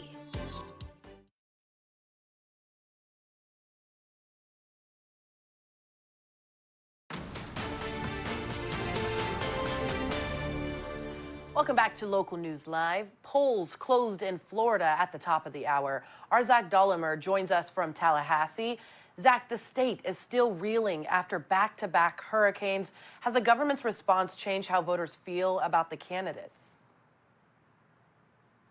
Well, good evening, and good evening to all of you who are tuning in from Florida's state capital. You know, this region, the Big Bend area of Florida, continues to recover from really a devastating hurricane season, one of which just happened fairly recently, just a little more than a month ago. Hurricane Helene impacted many counties here in the Big Bend, the Florida Panhandle. Taylor County, which is about just an hour or so east of Tallahassee from where we are, but really what's amazing here on election night is the voter turnout after the hurricane came through the Panhandle and went up into South Georgia.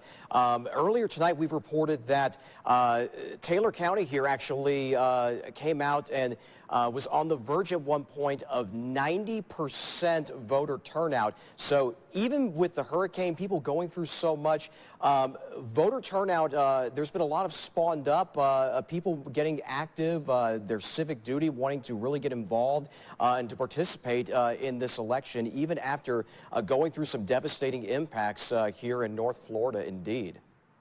All right, Local News Live, Zach Dahlheimer, thanks so much for joining us from Tallahassee. Let's turn now to the results desk with Graham Alkins. Yeah, thank you so much, Rashida. You saw Rick Scott winning that Senate race there behind Zach. And then here's an overall look at the map here. Look at Florida, almost at 90% of its vote counted so far. Donald Trump easily winning the state of Florida. Also checked the abortion measure. The right to abortion is on the ballot in Florida as well. Right now, that ballot measure has not been officially called, but the yes is leading right now by a pretty healthy margin. So it could be very well that that abortion measure in Florida to protect the right to an abortion will pass. So that will be interesting. Will be the first result of the abortion measures. There are 10 of them on ballots across the country tonight. So again, just recapping what we have so far, no big surprises just yet. Again, we were talking about Georgia. Almost 43% or so of the vote is in. And right now, Donald Trump with a little bit of a lead. We're watching Pennsylvania as well. Only 7%. But these counties are slowly but surely starting to fill in these crucial swing states. Deborah? Thank you, Graham. Turning now to Ohio, Republican vice presidential candidate J.D. Vance's home state. Local News Live correspondent Josh Krupp is in our Toledo Studios newsroom. And so, Josh, has Vance's message and mission been resonating with Ohio voters? That's interesting that you asked that. He's still a fairly new commodity here in Ohio, just like he is nationwide. A recent poll conducted by Bowling Green State University here in Northwest Ohio asked Ohio voters, what do you think of J.D. Vance, of Sherrod Brown, who's running for re-election tonight to the U.S. Senate, and Governor Mike DeWine? And of those three, Democrat DeWine, Democrat Sherrod Brown, I should say, Republican DeWine, and Republican J.D. Vance. Vance had the lowest approval rating of those three, so he is still fairly new in Ohio, and people in Ohio are still getting to know him, and they're doing so even more this year than perhaps they did in 2022 in a fairly low-profile Senate election. And this year, they're learning a lot more about J.D. Vance. If he ends up going up for re-election in 4 years, we'll certainly see then if his message does end up resonating. And Josh, Springfield, Ohio, the epicenter of those baseless rumors about Haitian migrants eating pets. And to be clear for everyone watching at home, this is not true. Former President Trump and Senator Vance both spread those baseless rumors. How are Ohio voters reacting at the ballot box? Well, we'll see how they end up reacting at the ballot box. The numbers are still coming in right now, but we heard from elected officials on both sides of the aisle who were trying to make all of that stop. We have one community here in Northwest Ohio that is experiencing similar challenges as Springfield. It's Findlay, Ohio. It saw about 1,000 new residents move into the area from Haiti all of a sudden, and it was creating a little bit of a strain on resources, but it wasn't creating a strain on law enforcement. There wasn't any surges in crime.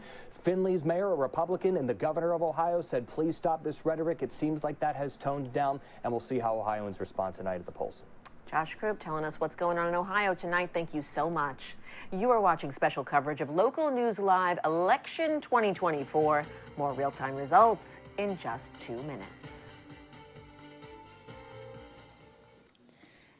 And our coverage continues with our team across the communities here in Georgia. You can see we have wall-to-wall coverage here on Atlanta News First. Thank you so much for joining me here. I am Maria Moreau, joined by our chief investigator, Brendan Keefe. And Brendan, we are really waiting as results pour in. We've heard of several races already.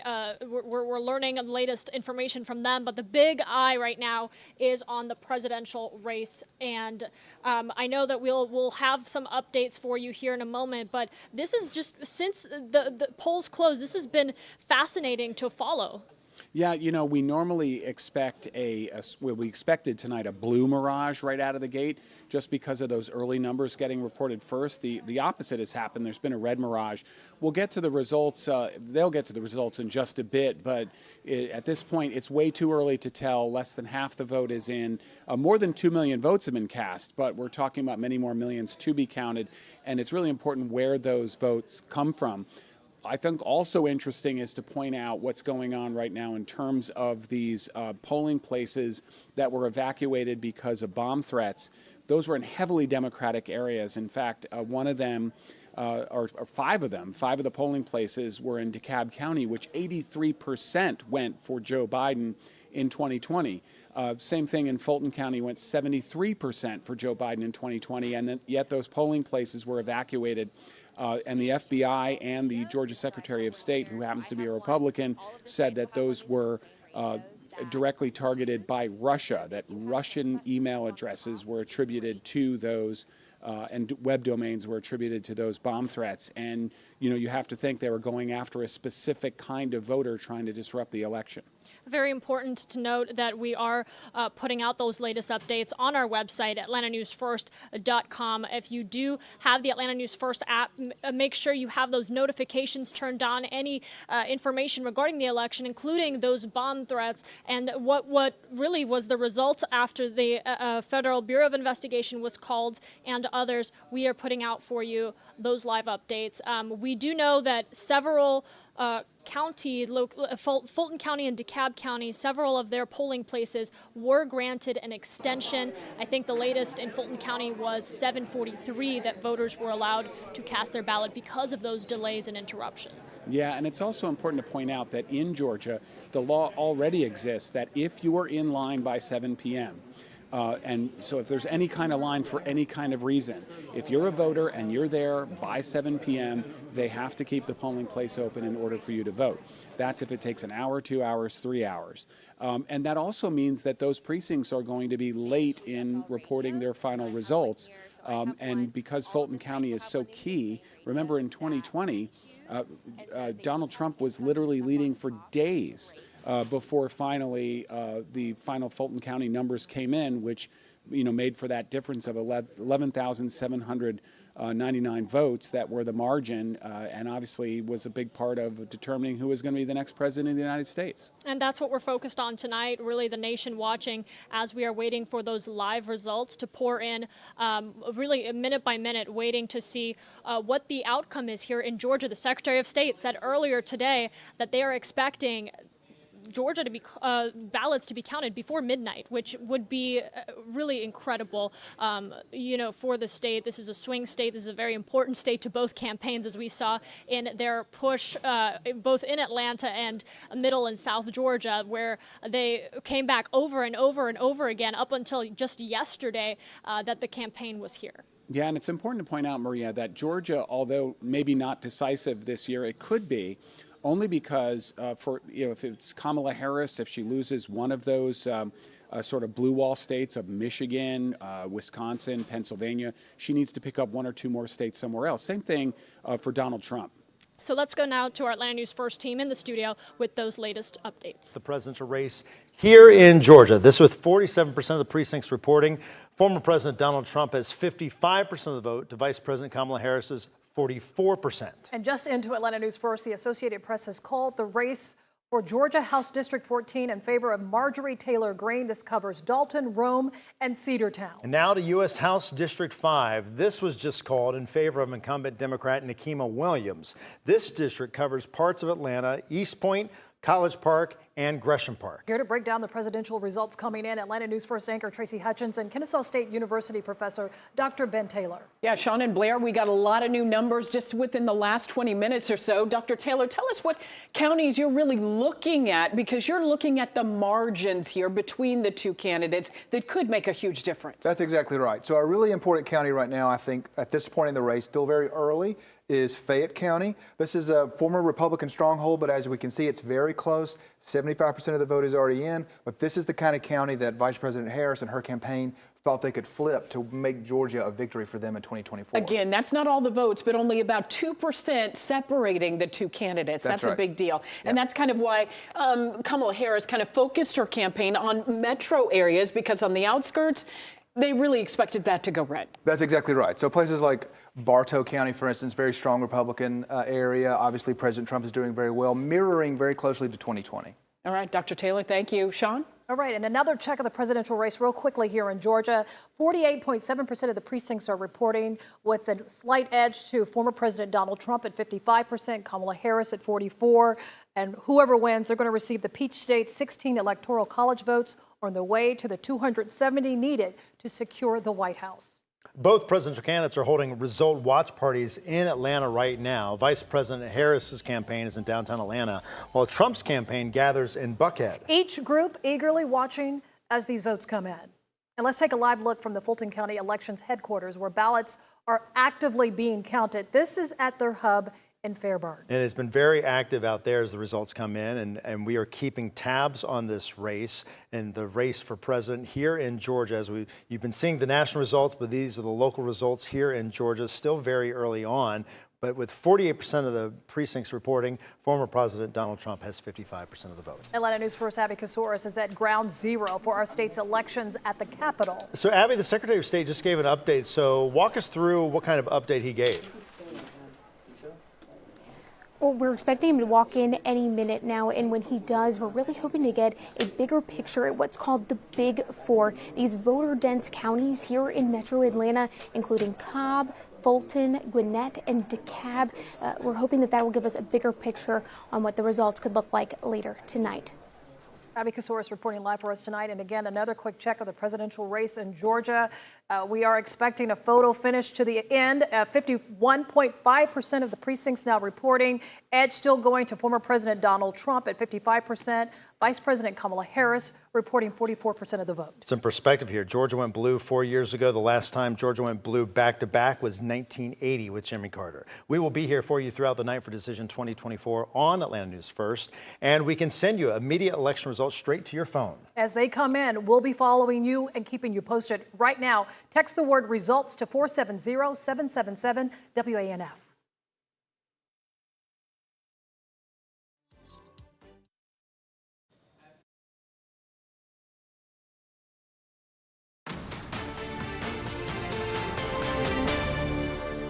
You're watching a special edition of Local News Live Election Night. I'm Deborah Alfarone. And I'm Rashida Kaba. I'm Graham Olkins. And I'm Camila Rueda. We have live coverage all throughout the night. And voters are selecting the next president, choosing between former President Donald Trump and Vice President Kamala Harris. Our senior national correspondent, Peter Zampa, is in West Palm Beach covering former President Donald Trump. So, Peter, does Trump's base look the same as it did when he first ran for president? I'm wondering which demographics he may have won over, which he may have lost. Well, Deborah, one demographic that these Republicans have really prided themselves on winning favor with was Latinos. They saw themselves making all of these inroads. I remember back in 2016 and 2020 when you saw Miami-Dade County go for Donald Trump. It was such a big deal at the time because of the demographics down there that you generally associate with Democrats. However, as we well know, in recent days, a controversial comment made at one of his rallies about Puerto Rico being a floating island of garbage by a comedian, that really resonated with a lot of Latinos and especially Puerto Ricans who live on the mainland who are energized to vote. So we'll see if that has an impact tonight. As far as some folks he might have hemorrhaged from his base, women, I mean, on the reproductive rights question, it's clear that polling indicates a huge advantage for the Democrats on that one. So while Donald Trump may have done okay with suburban women in 2016 and 2020, this year I think a lot of eyes will be on that, given what the Supreme Court did in 2022. And of course, Peter, Trump plays to his base. We know that, but he's going to need independents to win the White House. How is he doing with that? Is the big question of tonight, really. That's what this is all about. Was he able to sway some of those key voters in those key swing states? Now, he does have divisive rhetoric. He does say things that even rub some of his reporters the wrong way. Some people like how candid he is and how he just kind of goes off the cuff. But then when it comes to What is his big issue, Deborah? It's the economy, and that's always the biggest issue for the American people. So can some of them look past maybe his gruff manner or his direct way of speaking and say, look, I want lower prices in this country. That's what we'll be on the lookout for tonight. How important is the economy? Very important to a lot of people. Thank you so much, Peter Zampa. All right, we're going to let you go. It looks like your shot's breaking up a little bit there. Let's go to Graham at the touchboard. What do you got for us, Graham? Some results for you here at the results desk, Deborah. Let's take a look. A couple of states just called. The Garden State, New Jersey, 14 electoral votes. Now in the column for Kamala Harris tonight. Only 22% of the vote in, but just the way the maths, there's no way that Donald Trump could overcome that. Not a surprise here in New Jersey. Also not a surprise here in the natural state, Arkansas, with its 6 electoral college votes. You can see none of the votes are actually showing up on the board, but a lot of times these races can be called just by the early vote alone as these states officially close their polls. So the data slowly loading in, but the Associated Press already able to call that. Again, the dark shaded states are the ones that have been called. The light shades here, like Georgia, like Pennsylvania, those are still in the lean columns. These can go back and forth. They can change colors throughout the night before they are officially called. And then there's one other color here on the map. It's these white ones. These are the toss-up states. These are, they're so close they can't be shaded red or blue. They're too close to call. They are true toss-ups right now. But again, likely to change as the night goes on. Ohio expected to go red, for example. Virginia expected to go blue. And then there is the North Carolina here, down here. That's a true swing state. We might have to wait a bit longer on North Carolina. Rashida? Have to see if that math keeps mathing. Turning now to Howard University. White House correspondent John Decker is there with Vice President Kamala Harris's campaign. John, inflation is dropping. Americans are spending, but Republicans argue the economy is a mess. Have Democrats managed to push back on that? You bask in the shade of our trees. Well, they've tried to. Of course, the economic indicators that you just mentioned have indeed benefited in terms of what is happening on paper, but do American families feel it? And what we see in poll after poll is that it's not being felt in middle America, and that's been problematic for the Biden administration. It's trouble for the Biden-Harris administration, and that's one of the arguments that Vice President Harris has tried to make, is that she's trying to turn things around. She will turn things around if she becomes America's 47th president. Yeah, Vice President Harris says she's offering a new path forward, something we've heard her reiterate throughout her campaigning. How would her presidency be different from Biden's? Well, that's a question she's been asked out on the campaign trail, and she's had difficulty in terms of answering that question. She can't point to a specific policy, domestic policy, foreign policy, in which she would take a different position from Joe Biden. It's as if she's running as Joe Biden 2.0. That is one of those issues that is difficult for someone trying to succeed a president from their same party, trying to establish that they will be different, at the same time being loyal to the president. That's what vice presidents typically are. Yeah, difficult for her to separate that baggage from the Biden administration. What has Harris said that she wants to achieve in her first 100 days in office if she does take the White House? Well, she said her focus, if she wins the White House, will be on middle-income voters, middle-class voters, working-class voters. That is an argument that she's made over the course of the past 100 days since she's been the Democratic presidential nominee, and it's an argument that she's leaned in on in these final weeks of the campaign, part of her closing argument. That is something that she said she would focus on during her first 100 days in office. All right, White House correspondent John Decker reporting live from Howard University, the vice president's alma mater. We will check back in with you shortly. For now, let's turn over to Graham. Let's check in with him with the latest results. Let's talk Pennsylvania, guys, okay? Pennsylvania is the top prize, 19 electoral votes of the swing states, and it's also a top bellwether state. It's back the winner since 2008. So I know it's early, but what's Pennsylvania look like, Graham? Let's take a look. Let's take a trip through the Commonwealth here on the touch screen. 19 electoral college votes, as you mentioned, Pennsylvania, such a fascinating place with different pockets of population. Only 9% of the vote in so far. You see Kamala Harris leading with 70%. No way that's going to stay like it is. There's more blue coming in, obviously, so far in this first 9%. Real quickly, a call for you. Kamala Harris has taken the state of Delaware. That's an official call. You see the yellow check. All right, let's go back to Pennsylvania here. So when we talk about Pennsylvania, we start down here in Philadelphia County, most populous in the state. Democrats have to really run up their numbers there. Only 14.6% of the vote, but they are running up their numbers so far. Then we have the collar counties around Philadelphia, the suburbs, Delaware, Montgomery, and Bucks County. Delaware is, or I should say Montgomery, the most populous of those suburban counties. Bucks, though, is the one that's most up for grabs. More Republicans registering here. Bucks could go red tonight. That would be a big win for the Republicans if that happens. We can take a little trip up to the Lehigh Valley, Lehigh, Allentown, Pennsylvania. Kamala Harris has really spent a lot of time there this cycle trying to drive up the numbers in Lehigh. Next door, though, in Northampton, this is a swing county. This is a county that went for Donald Trump in 2016, barely went for Joe Biden in 2020. That's one we are certainly going to be watching tonight. Also, Lackawanna County. This is Scranton. This is Biden country. Democrats hoping to do well. A bit more blue collar, obviously, in this part of Pennsylvania. Luzerne County, right next door, though, that is more red. Went red in 2016 and 2020, and Republicans have the edge as far as registrations there as well.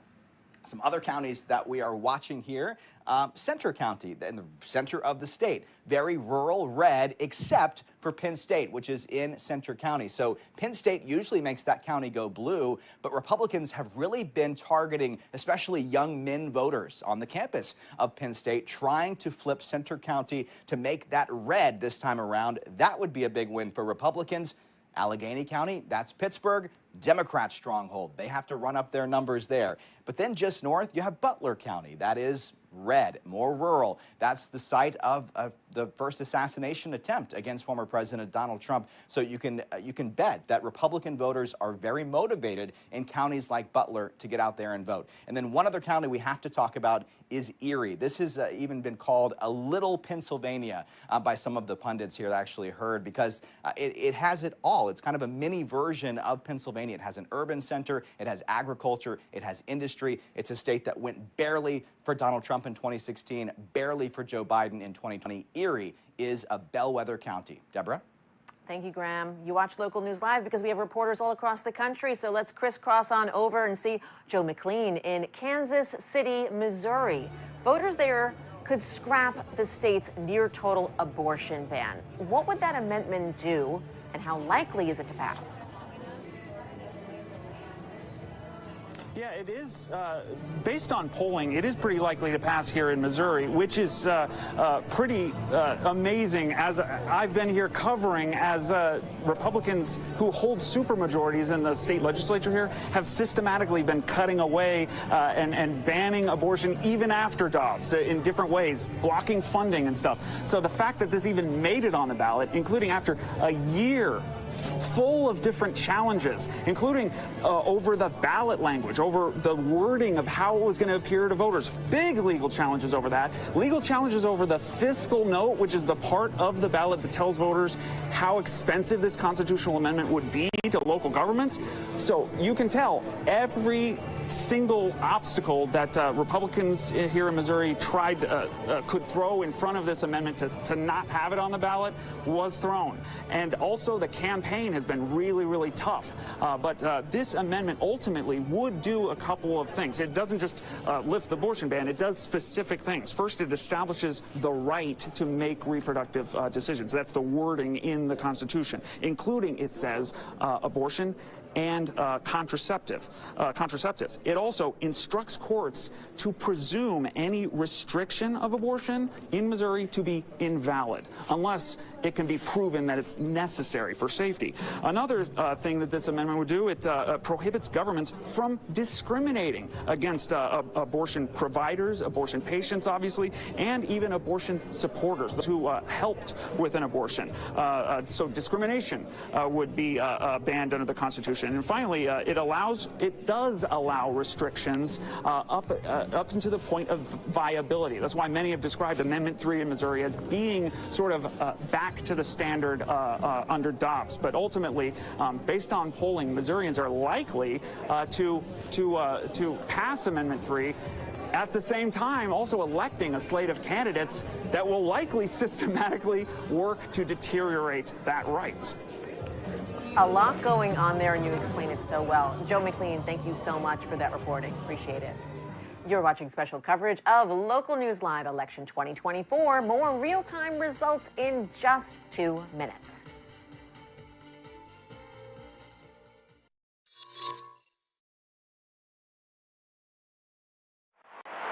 Local News Live, always streaming, always free. There's so many rewards in life. You coming into our home was one of the greatest rewards we could have ever had. You know, it took 20 years, and I got my third child who was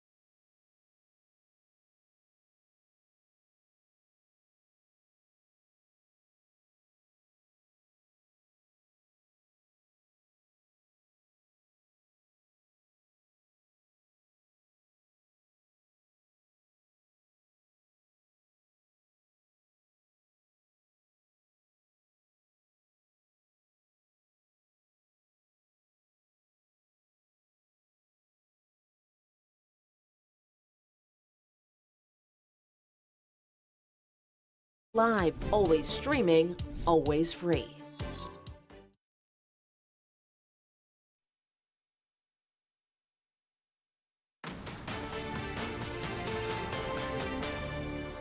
Welcome back to Local News Live. Connecticut is typically considered reliably blue, but we are seeing a competitive House race there, and it's a rematch. Susan Raff is in Waterbury with the very latest. Hi there, good evening. Well, it's been blue in the last 2 minutes or so. In fact, Kamala Harris has been declared the winner here in Connecticut, and we're now listening to Senator Chris Murphy, who has been declared the winner. Will this be a sign that Congresswoman Jahana Hayes will win her 4th term? That remains to be seen. If you remember, this was a very close race 2 years ago between her and Republican challenger George Logan. It is now a rematch. Logan lost, but by only 2,000 votes. So some were expecting this to be another close race, but we don't know that to be the case. And in fact, when we spoke to a lot of voters today, they were saying that reproductive rights is most definitely one of the most important issues for them. And you know, in Connecticut, people here take reproductive rights pretty seriously. It has been codified into the state's constitution, and they realize that things could change depending on who wins the presidential election. So that has been a big issue in this campaign. As for this district, it has been trending more blue over the past decade. There hasn't been a Republican congressman or congresswoman in the 5th district since 2006. But again, will this be a sign right now that Kamala Harris winning this state? And keep in mind, it was declared within maybe a half hour after the polls closed. So I think that as for Congresswoman Jahana Hayes, she has been very positive about her chances of winning, but she says that she doesn't take it for granted. She feels that people in this district need to hear from her, and so we are expecting her at some point tonight.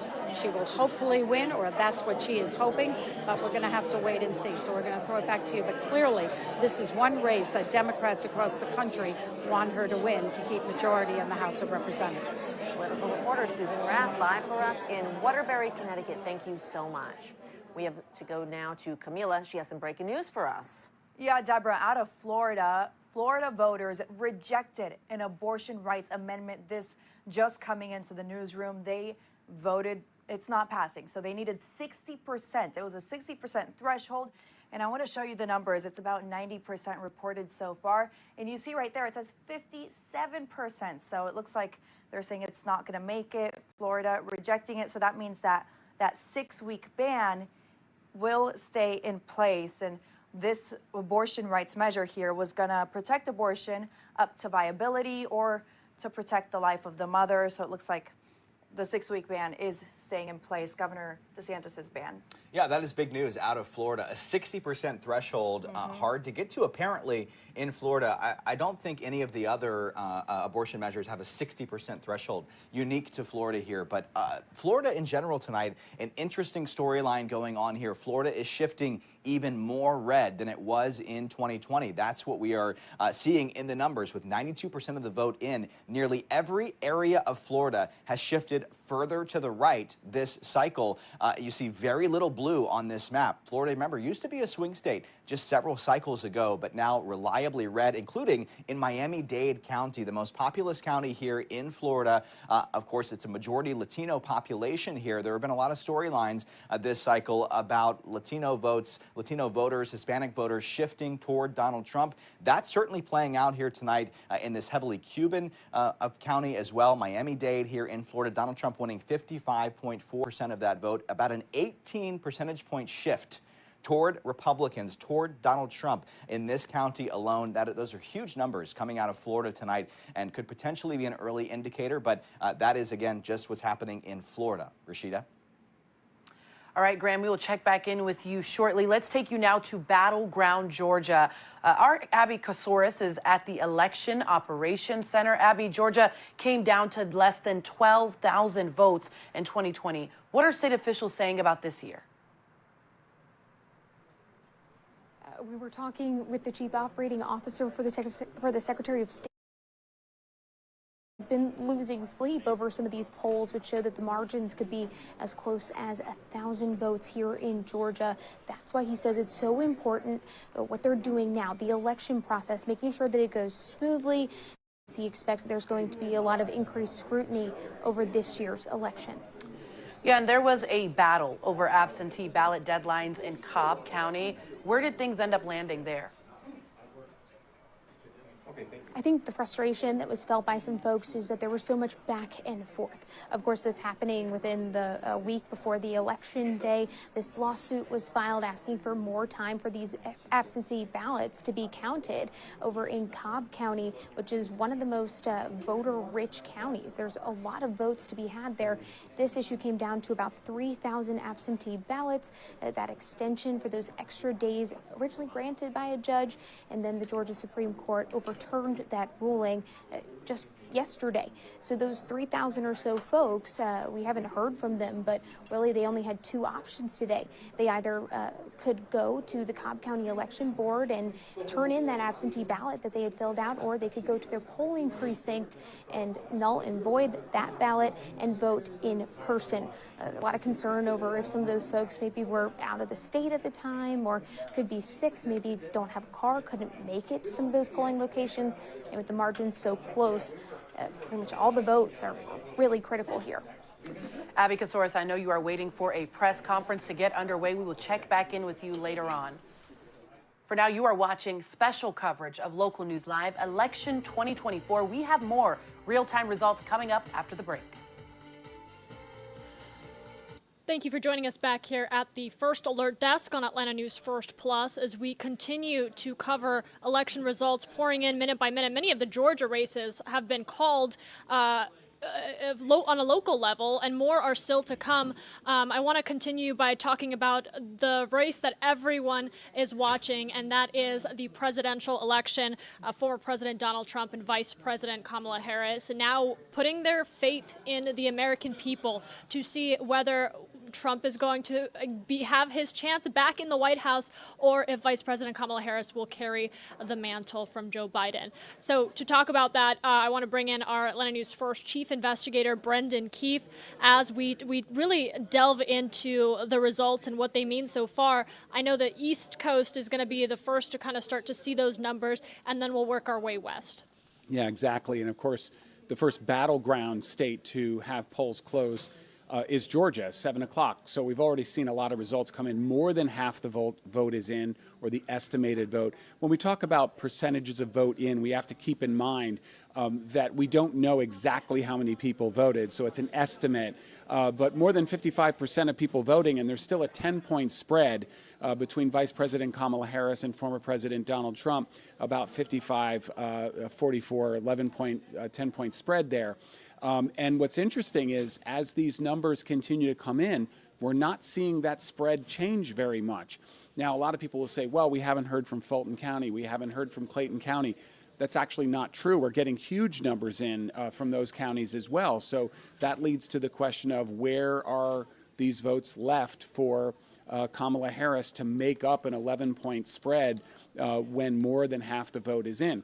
This is by no means over. This does not mean we're calling the election at this point, by no means, but it is definitely leaning toward Donald Trump with these early results in, and there's still more of the night to come in. So these are kind of important points to consider. Now, Georgia's important, but it's not the whole, the whole thing, the whole ball of wax, or whatever analogy you want to use or metaphor, because you're seeing some states, North Carolina, promising for Kamala Harris because the Democratic governor just won election. So that means unless people are going to split the ticket, when the Democrat is winning a statewide race for governor, that would tend to heavily favor the Democratic candidate for president.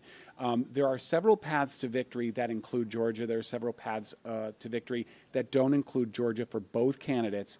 I'd say all eyes are still on Georgia, but it's not as must-win as it felt at this point back in 2020. And I just want to show folks the map as it is currently developing. Again, a long way to go to 270. But the big eye for us here is Georgia. And as we said, many of the local races have been called, many more to still ahead. Some familiar names winning their re-election that we will go out and update you on here with our Atlanta News First team of anchors and reporters that have been following the numbers. But again, the big race here is going to be who Georgia will go to, Vice President Kamala Harris or former President Donald Trump. Yeah, and keeping that map up there. Now, pink obviously is showing places that are leaning toward Donald Trump. Light blue is leaning toward Kamala Harris. But even this map, as you look at right now, let's say this is the final map and the rest fills in as expected. Kamala Harris can lose all of those states if she keeps the light blue Pennsylvania, light blue Michigan, and then Wisconsin, which has not reported yet because it is in the central time zone. In fact, there are also 4 counties in the upper peninsula of Michigan that border Wisconsin that are also in the central time zone. And so those polls close an hour later. But let's just say Wisconsin, Michigan, and Pennsylvania remain blue, and then the rest stays the same.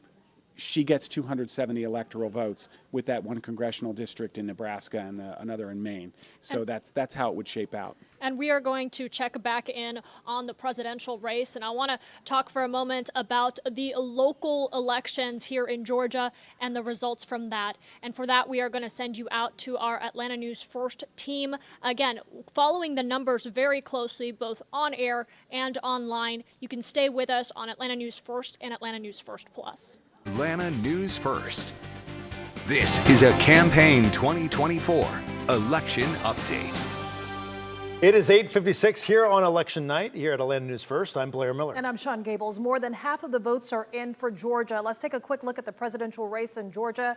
63.3% of precincts reporting. The gap is getting closer. Donald Trump with 52% of the vote. Kamala Harris has 47% of the vote. Now, just into Atlanta News First tonight, the race for Fulton County District Attorney now called in favor of Fani Willis, the incumbent Democrat, winning about 70% of the vote, as you can see so far. Let's bring in Atlanta News First Doug Reardon, who's in Buckhead tonight for the Republican watch party. Doug.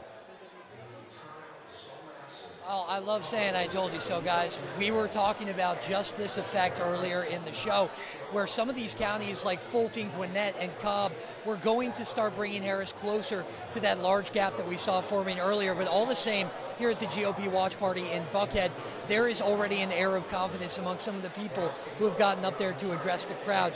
Lieutenant Governor Burr Jones said he had spoken to Trump earlier today, and his message to campaign workers and poll workers here in Georgia was thank you, thank you, thank you. Senate Majority Leader Steve Gooch called this race their rematch after the Republicans lost Georgia back in 2020. Guys, back to you. And Atlanta News First Patrick Quinn is with the Democratic Watch Party in downtown Atlanta. What's the mood there, Patrick? Well, the mood is let's wait and see. Some of those early returns are in, but they say this is a long night ahead of us. They said we want accurate results. We do not want speedy results. I was able to just talk with Congresswoman Nikema Williams. She is the chair of the Democratic Party here in Georgia, and she preached patience and confidence in the Democrats. She said the votes are there. We'll continue to watch the night as it plays out. It is a sit and wait tone right now for the Democrats in Georgia. Patrick, thank you. And let's break down the Georgia numbers now with Atlanta News First anchor Tracy Hutchins and Kennesaw State University professor Dr. Ben Taylor. All right, Dr. Taylor, let's talk about the margin here in Georgia with about 63% of the votes estimated here, 52% to 47%. And really, Democrats kind of centralize on the metro area, kind of the 5 big counties here. But you're seeing that widen out for Democrats. That's right. Over the last few election cycles, we've seen what used to be maybe a tennis ball of metro Atlanta be Democratic counties, and now it's more of a beach ball as the suburban counties around DeKalb, Fulton, and Clayton counties become more Democratic over time. Yeah, and one of the ones we're watching here is actually Fayette County, and this, at this point, could go either way. That's right. So Fayette County is sort of indicative of a lot of these other counties. This used to be a very strong Republican county, but as you see, the margin is very close here, much like the overall state. And moreover, this is a closer margin than 2020 when President Trump won with 53% of the vote in Fayette County. All right, we will keep an eye on those margins. Blair, back to you. Well, let's give you one more check of the presidential race that we are tracking here tonight in Georgia with 63% of the precincts reporting. Former President Donald Trump has 52% of the vote to Vice President Harris is 47%. Keep in mind, Georgia was the closest state in 2020 and the only one in the Deep South won by then President Biden. Georgia is one of 7 battleground states expected to determine the winner of the presidential race. 16 electoral votes up for grab just here in Georgia. We'll be here throughout the night for Decision 2024 on Atlanta News First, and we can send you immediate election results straight to your cell phone as they come in. Right now, text the word results to 470-777-WANF. We'll send you that link. See you back here in less than 30 minutes.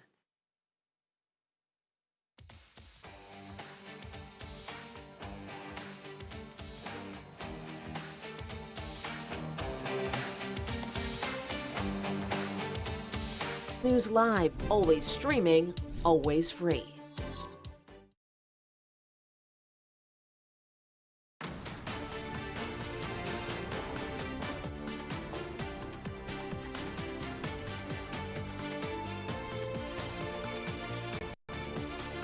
You're watching a special edition of Local News Live 24. I'm Deborah Alfarone. And I'm Rashida Kaba. I'm Graham Olkins. And I'm Camila Rueda. Voters deciding between a second term for former President Donald Trump and a first one for Vice President Kamala Harris. But of course, we are keeping an eye on many other races, including governor's races. Yep, we have breaking news. We have a result here out of North Carolina. Take a look. Josh Stein has been elected the next governor of North Carolina, defeating Mark Robinson, of course, who had that scandal with the pornography website that played heavily on this race, factored heavily on this race. Only 36% or so of the votes counted, but enough in Josh Stein's column to make him the winner in this race. He now becomes the first Jewish governor of the state of North Carolina, a swing state that's still in play tonight, but a big night for him. Democrats winning the top office in that state. How it goes for presidential, though, that remains to be seen. And just because a Democrat won the governor's office does not mean that Democrats will prevail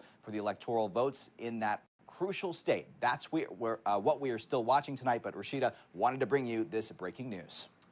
All right, Graham, thanks so much. White House correspondent John Decker is with the Vice President Kamala Harris's campaign in Washington, D.C.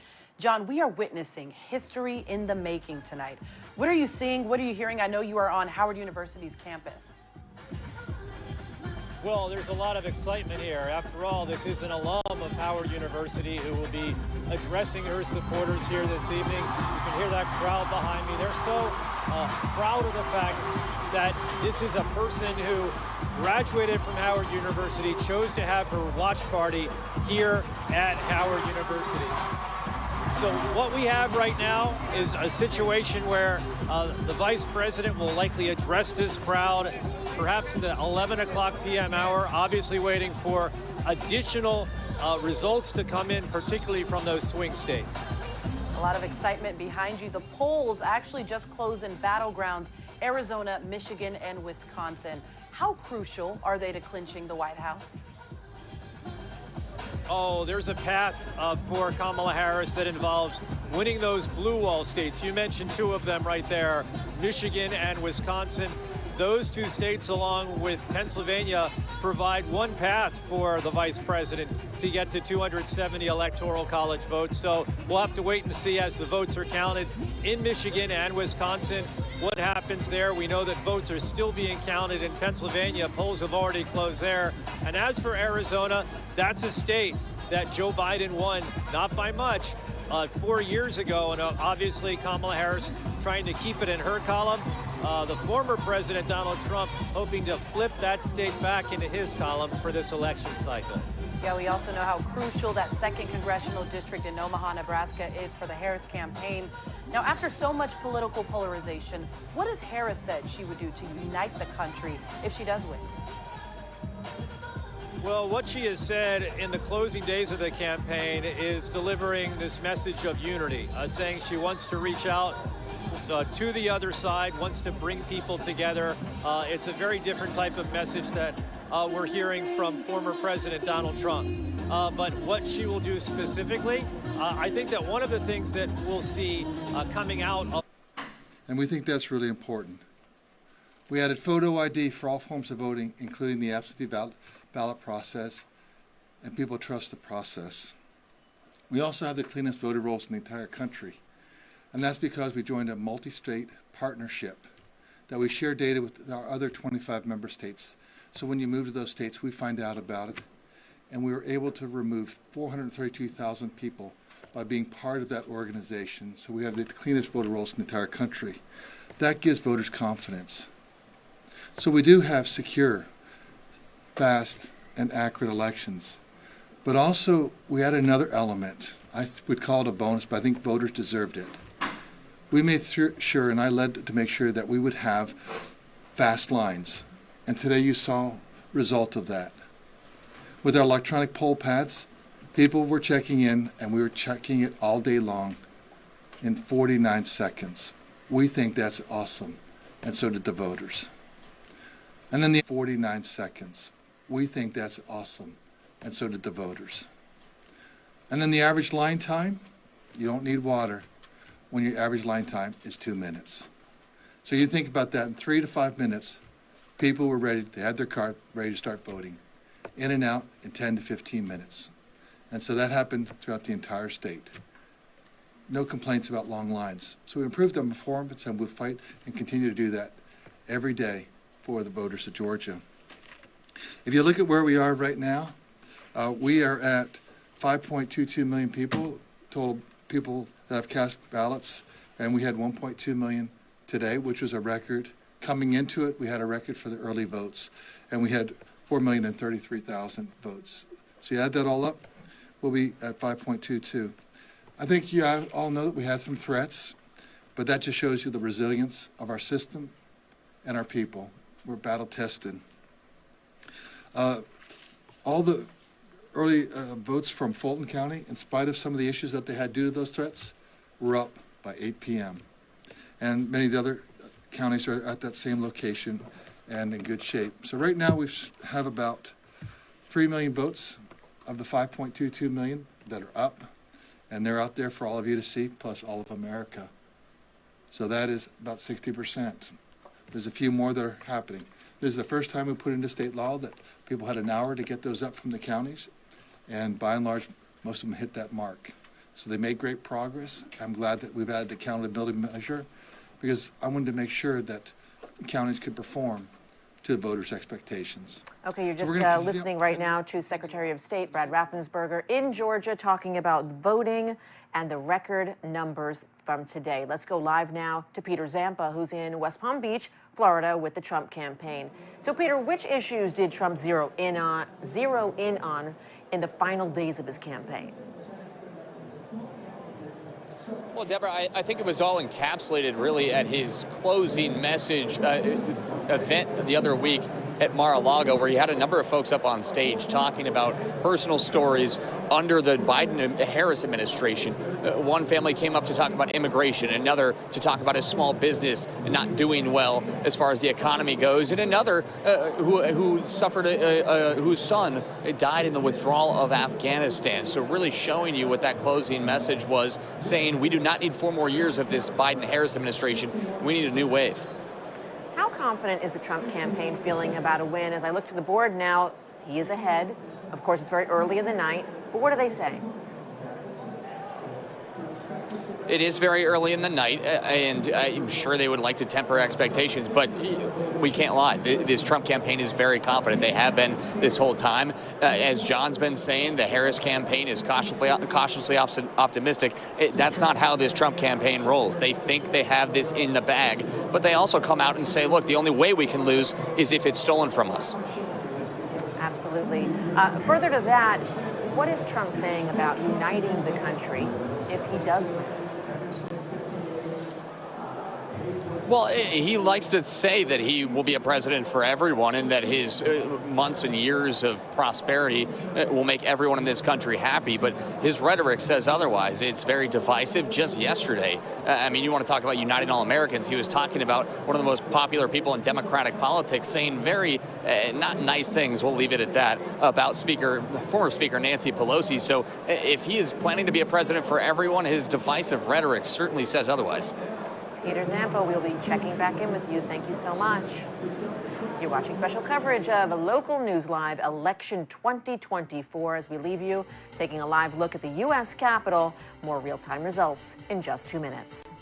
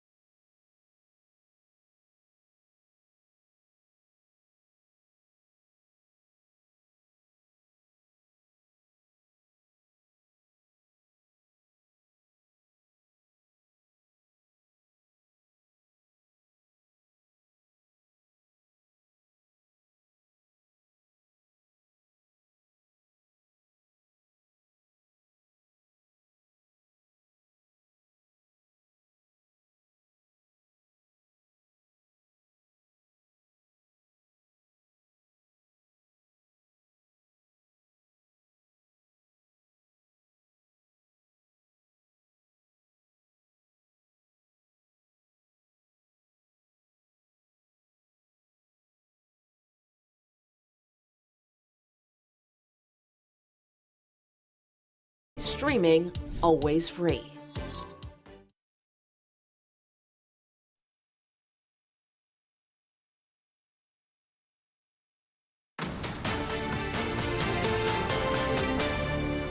Welcome back to the Results Desk here on Local News Live. Our live coverage continues. Now, we have some other states that have officially been called now. Let's take a look. These are the ones called. The Dakotas have been called. Nebraska, part of Nebraska, 2 out of the 5 electoral votes. The blue dot is still up for grabs right now. Wyoming has been called. Louisiana has been called. I think those are the new ones. Ohio has also been called since we last talked to you.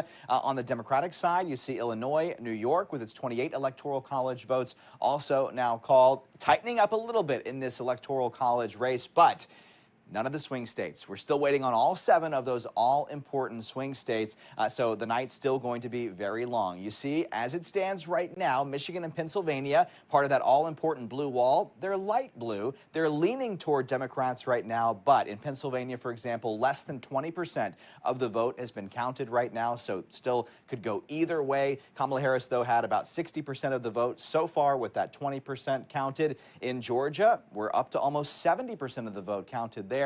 Donald Trump with a bit of a lead, about 52.5%, approaching 2 million votes here in Georgia, but still several counties, several key counties like DeKalb, only about 60% reporting, Gwinnett only about 16% reporting. So again, this could be a red mirage as it's known. It could flip blue as the night goes on. You can't read too much into it still this early in the night. So Camila along here with me, along with our other wonderful anchors, Deborah and Rashida. We are watching all of this play out tonight, Camila, as we continue to track these results in real time. Still, you know, it's a long way to go. Obviously, it's a marathon. We have to, you know, just take it in stride and count these numbers as they come in. Important that all the votes are counted.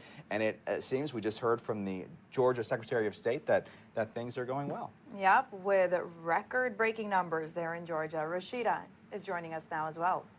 Yeah, in less than an hour, polls are closing in battleground Nevada. It's one of 7 battleground states. LNL correspondent Victoria Saha is at a polling location in Las Vegas. Victoria, people are rushing to get those last-minute votes in. What's the energy like there? Yeah, here at Allegiant Stadium, it is busy. It's been busy all afternoon, but as soon as we hit around 5, 6 o'clock when the strip workers started getting off of work, lines were out the door. Earlier today, there was no wait, so Allegiant Stadium was the place to be, but given we're so close to the strip, a lot of those last-minute voters are coming in. So even though the lines are about out the door, I'm told that it's about a 30-minute wait here, but it's going to go by fast because inside, when I went in earlier this afternoon, there was about 98 voting machines with dozens of poll workers helping those folks navigate through. And outside, it is a party. You hear the music behind me. They have a live DJ throughout the afternoon. They had a former Raider player to take pictures with those who voted. The Raiderettes here as well. But it's going pretty smooth, even if at 7 o'clock when those polling locations close, and if there's still people in line at 7, which it looks like it might be, because people are still trickling through. Every single person that's in line by 7 o'clock will still be able to vote. Yeah, you talk about it being the place to be. I can hear the Cupid Shuffle playing in the background. Victoria Saha, thanks so much from Nevada. Well, you're watching special coverage of Local News Live Election 2024. You're taking a look at the United States Capitol. We have more real-time results in 2 minutes.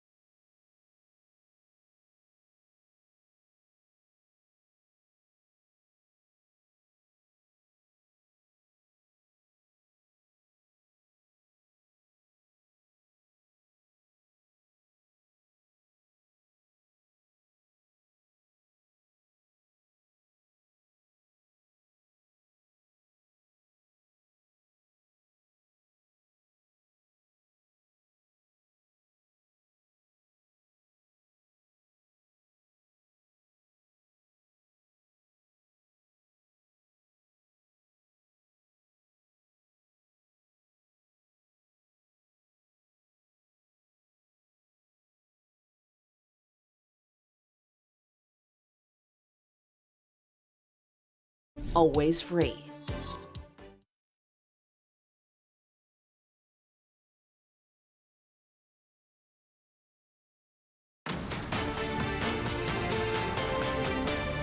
Welcome back. Special coverage. It's election night 2024 in America, and here on Local News Live as we continue to track the map as it fills in. We talked about Nebraska. Let me go in here a little bit more and explain, because it's one of the states that has split electoral college votes. So the state of Nebraska has already been called. It's deep red, but you see these three dots. Those are the other three electoral college votes that are up for grabs. The interesting one is known as the blue dot. It's District 2. It is mostly Omaha, and it is expected to go blue tonight. Right now in District 2, with just under half of the vote counted, Kamala Harris leads about 61% of the vote to Donald Trump's 40% of the vote.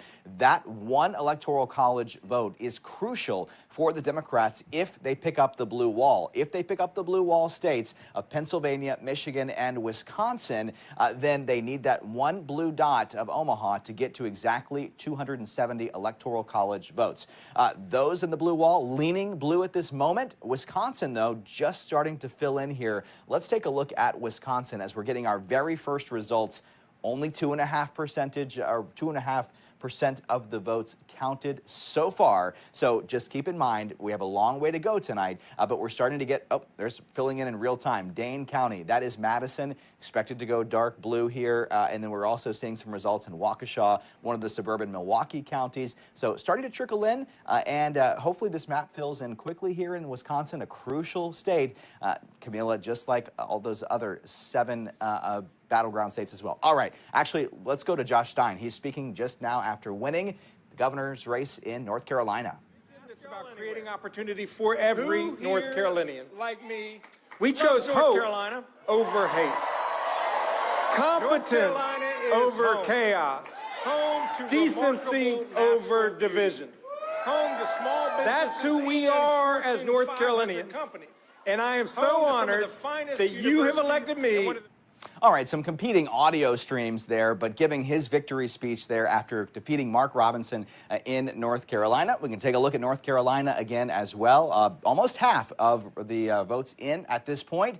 Very tight, as expected here in North Carolina. 50% of the vote for Donald Trump, 48.7% for Kamala Harris. But again, still over half of the state to go. Let's just check Mecklenburg County. Look at that, only about 10% of the vote. So a lot of votes to be counted in Mecklenburg. All right, I think we got audio figured out here in North Carolina. Let's get back to Josh Stein.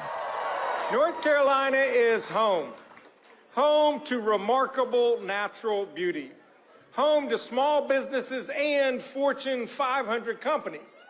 Home to some of the finest universities and one of the best community college systems in the nation. And we are home to the best people.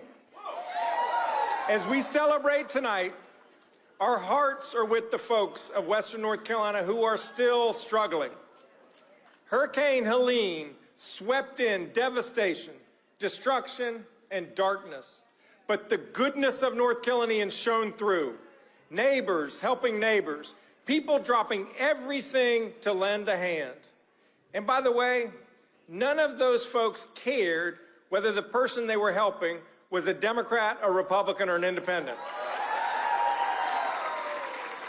They just showed up because that's who we are as North Carolinians. And we will show up for the people of Western North Carolina to help them rebuild safer and stronger than ever before.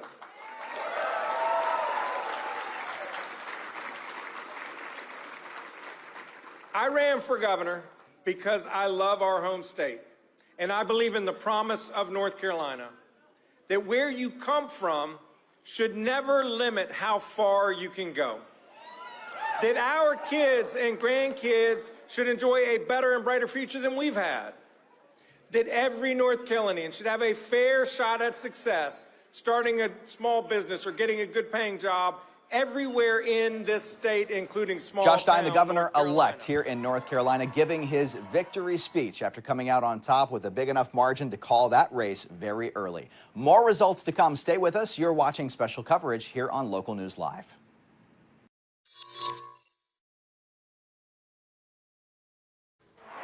All right. right, so back here at the First Alert Desk in Atlanta, Georgia, I'm Maria Moreau, joined by our chief investigator, Brendan Keith, as we continue to follow local races. Local News Live just talking about the races out in North Carolina. We're back here in Georgia following our own local races. Many names that are quite familiar popping back up. Marjorie Taylor Greene winning her re-election bid, Nikema Williams, Fulton County District Attorney Fani Willis, to name a few of the races that have been called. And then the big race of it all, the presidential election, still no word on whether Georgia is ready to call. Yeah, and here's what it really comes down to is where's the vote still outstanding? I mean, you know, about more than 2/3, almost 3/4 of the vote is in. So, you know, with it still a 4 or 5 point spread there, you're like, well, does Kamala Harris have any opportunity here? It's not that we're pulling for one candidate or the other. We're just saying right now it looks like Donald Trump's walking away with it. But where's the outstanding vote? That's the question.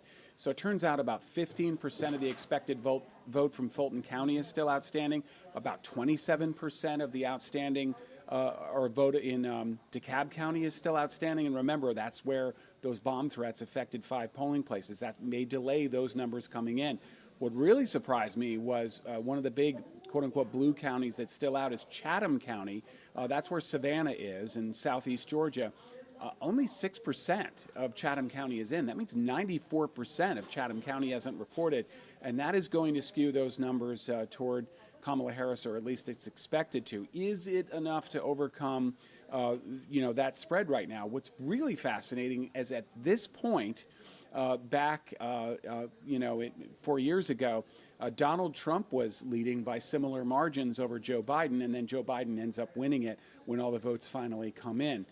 It's not really clear whether that's going to happen this time or not, but all eyes are on Georgia, even though it is not critical.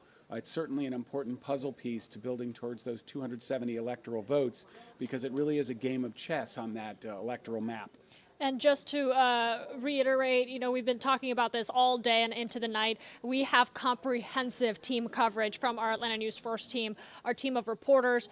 You yourself, Brendan, have been bringing analysis in, and we are going to take you here in a moment inside of our studio for another check of the results that we're getting. Again, minute by minute updates. But the thing with Georgia is there was a big promise that it would be called by 8 o'clock from the Secretary of State.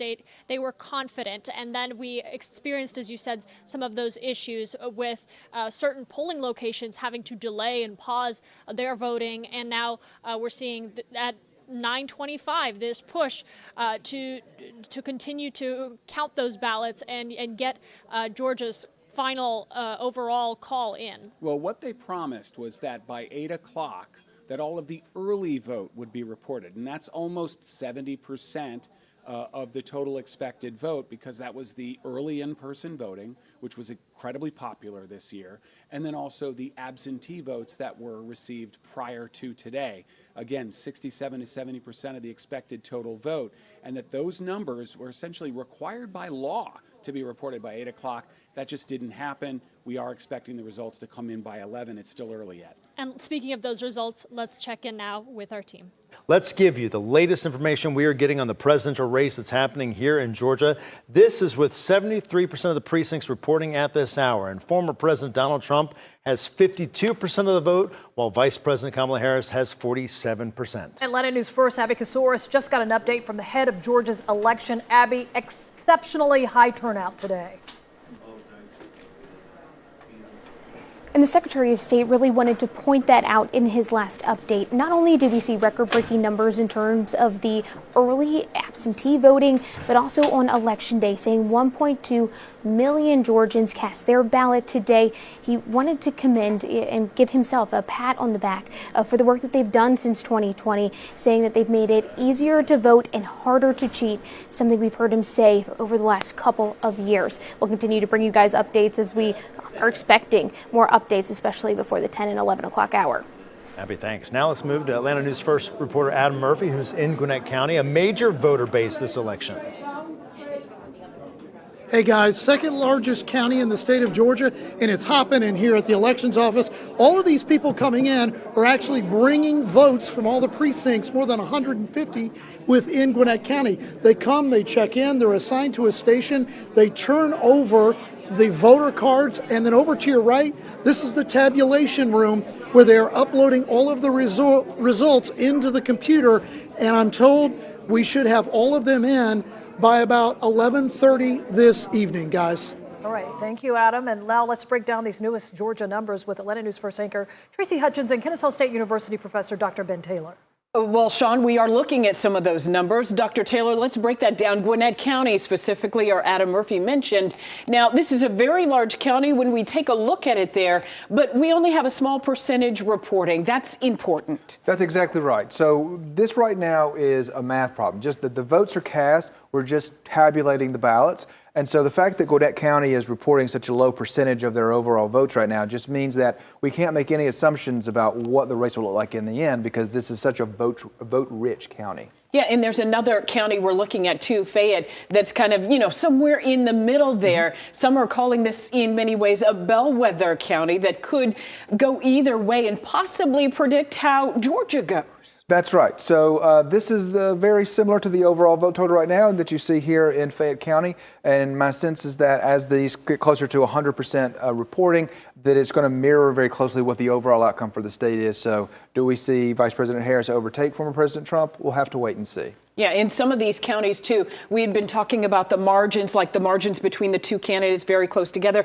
But each candidate needs the number of votes. That's right. So you've got to get the Electoral College votes for Georgia. You've got to win the most votes in the state. So every one of these votes, no matter what county they're in, no matter where they are, it matters for both of these candidates. Yeah, one voice, one vote. Dr. Taylor, thank you. Sean? It is a privilege. Thank you, Tracy. And tonight, Georgia Amendment 1 authorizing a home property tax exemption.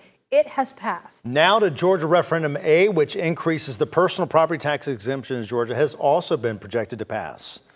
Let's give you one more check of the presidential race here in Georgia, 52% to 47%. 73.6% of the precincts are reporting. We're going to be here throughout the night for Decision 2024 in Atlanta News First, and we can send you immediate election results straight to your phone as it comes in. Text the word results. News Live, always streaming, always free.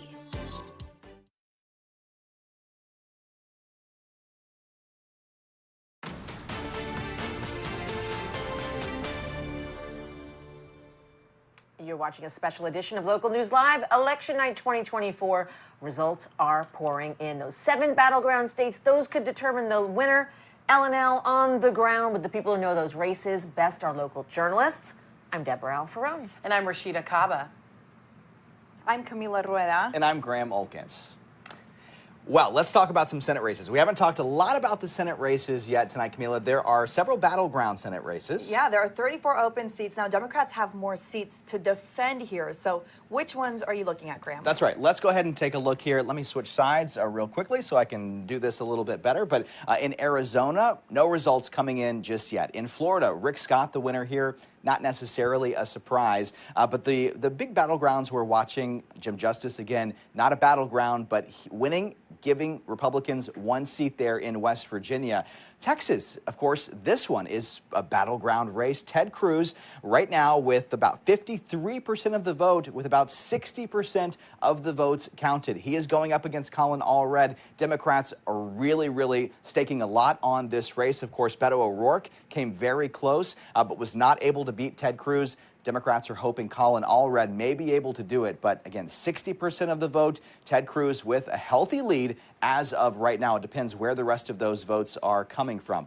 Wisconsin, we're just starting to get the first results in, only about 10%. Tammy Baldwin trying to hold on against the Republican Eric Hovde. Right now, Eric Hovde is in the lead here against Tammy Baldwin, the incumbent. Let's go to Pennsylvania. Bob Casey. He is in the lead early right now with about 26% of the vote counted, going up against Republican Dave McCormick. So Bob Casey in a good spot right now, but it all depends where those votes are coming from, where those outstanding votes are as we go through the night. Ohio is another very close race. With 60% of the vote in, Bernie Moreno is leading right now over the incumbent Sherrod Brown, longtime senator from Ohio, has gone a bit more progressive, and Ohioans, the Republican Party of Ohio really believes that this cycle, Bernie Moreno could unseat Sherrod Brown, and that would be a huge pickup there. Also, the one we're watching is Montana. No results yet, but Democrats trying to hold on with John Tester. Republicans think they're going to have this one too. Rashida? All right, Graham, we'll check back in with you shortly. For now, White House correspondent John Decker is with the Vice President Harris's campaign in D.C. at Howard University. John, we are seeing some results coming in this hour. Well, it's early, obviously. Not all of the results have come in, and some states that are swing states have not been called yet. They're too early to call. But what we see is that in some of these swing states, like in Georgia, like in North Carolina, two states that certainly are pivotal to Donald Trump in terms of getting to 270, Kamala Harris is underperforming where Joe Biden performed 4 years ago. So that could be a warning sign in some of those blue wall states in which results continue to come in. Pennsylvania, Michigan, polls have closed. Wisconsin, they're closing very shortly. Yeah, we know some of the states that have already come in and were already predicted to be red or predicted to be blue. Harris has only had 3, maybe 4 months to campaign, a little more than 100 days. Which voting blocks has she really zeroed in on? Well, you're right. It's not a lot of time to establish a candidacy. It's unprecedented what has happened on the Democratic side. But what she's done is she's tried to introduce herself, tried to focus on the issues that polls show matter so much to voters. It's jobs, it's the economy, it's inflation. A closing message that she zeroed in on was reaching out to the other side, this message of unity. We'll see if those closing messages worked as it relates to those swing states in particular, those 7 states that will decide this election. Yeah, one thing that's been different about this campaign in particular is that we've seen a lot of star power behind it. The Obamas, Beyonce, Taylor Swift. But does it translate into votes? I've never seen this translate into votes. We see it also on the Republican side as well. We know that Elon Musk, for instance, has campaigned for former President Donald Trump. Doesn't always help, you know, it may increase energy in the party and the base, but it doesn't always help in terms of reaching out to undecided voters, independent voters in any election cycle. All right, White House correspondent John Decker reporting live from Howard University. We'll check back in with you in a bit. All right, let's go now to West Palm Beach, Florida, and that's where our senior national correspondent, Peter Zampa, is standing by. You know, Peter, I'm looking at these results coming in, and it looks like Florida, it's really leaning more and more Republican than ever before in places that we haven't seen, like Miami-Dade County. What does this tell you as you stand there at the Trump campaign headquarters tonight? Yeah, Deborah, this used to be one of the states, I mean, think back to 2000, everything was hinging on Florida and recounting those votes, all the lawsuits surrounding this state. Now, it seems like a fever dream. You would never see that anymore because of how strongly Republican this state is. And as we discussed earlier, Deborah, part of that is because of the inroads that Republicans have been able to make, especially with the Latino community. It's such a sizable population in a state like this, especially as you get further and further south in this state, in counties like Miami-Dade County. So when you add up that outreach that the Republicans have been doing, especially with Latinos, it leads to better numbers for them. We're going to keep checking back in with you, Peter, throughout the night. Thank you so much. When we talk about those 7 battleground states, let's talk about Pennsylvania, the big prize of the night with 19 electoral votes. Our Marley Martinez is in Philadelphia right now. Molly, let's talk Elon Musk. The lawsuit over his $1 million voter giveaway is in Philadelphia. What's the latest there? Yes, the latest is there's a win for Elon Musk. The DA of Philadelphia, Larry Krasner, sued Elon Musk and accused him of running an illegal lottery. That went to court, and a judge ruled in Elon Musk's favor and said that the $1 million giveaway could proceed. They just gave away their last $1 million. This was a voter registration giveaway, but there was some murky legality behind it because it is federally illegal to pay for votes or to pay for voter registration, but the judge ruled that it could proceed. There are rumblings that a class action lawsuit will come out of this giveaway, but that remains to be seen as of right now. But this kind of goes to a greater theme we've seen this election of billionaires getting involved. We saw this also with Jeff Bezos, who owns the Washington Post. For the first time in 30-some years, they did not choose to endorse a candidate. That had tremendous fallout in terms of readership at the Washington Post. So we're seeing more and more billionaires really sticking their fingers in this pie of this election. And you know, one thing that we're taking a look at is these numbers. We're seeing a shift in what used to be some pretty reliable red counties in Pennsylvania. Talk to us about that shift. Rashida, what's so interesting about the story of Pennsylvania is how violently it swings. You look at Obama, and Pennsylvania went toward Obama in a very, with gusto. And then in 2016, it flipped to Donald Trump. And then in 2020, it went back to Joe Biden. And tonight, like I said earlier, this might be a photo finish. It's a virtual toss-up right now. When we look at these purple counties, and I don't know if you can see behind me on the Philadelphia skyline here, but a lot of these buildings are lit up in purple. And that's no mistake. These purple counties are the ones that will decide who is the next president. You look at things like Chester County, like Montgomery County. These are wealthy counties that it's sort of really hard to pin down where their vote will go.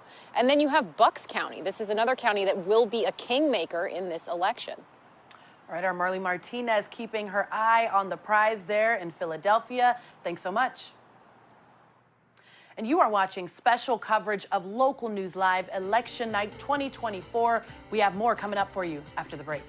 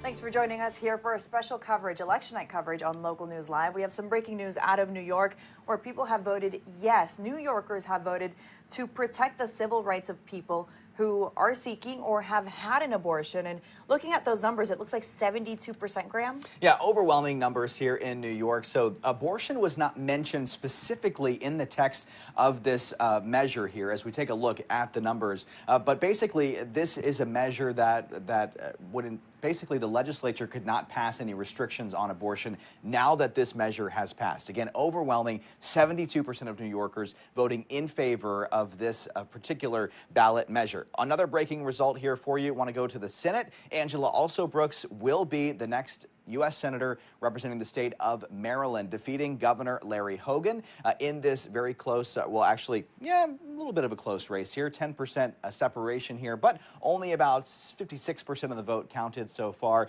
Angela Also Brooks, relatively new to the political scene, at least on a bigger scale. She's a county executive here in Prince George's County in Metro D.C. So she is the winner tonight in Maryland. Deborah? Thank you so much, Graham. Let's head now to Grand Blanc, Michigan. It's a suburb of Flint, and that's where our Zane Omer is in that battleground state. Zane, independents helped President Biden win in 2020 and helped Trump win in 2016. So how pivotal are independents this year?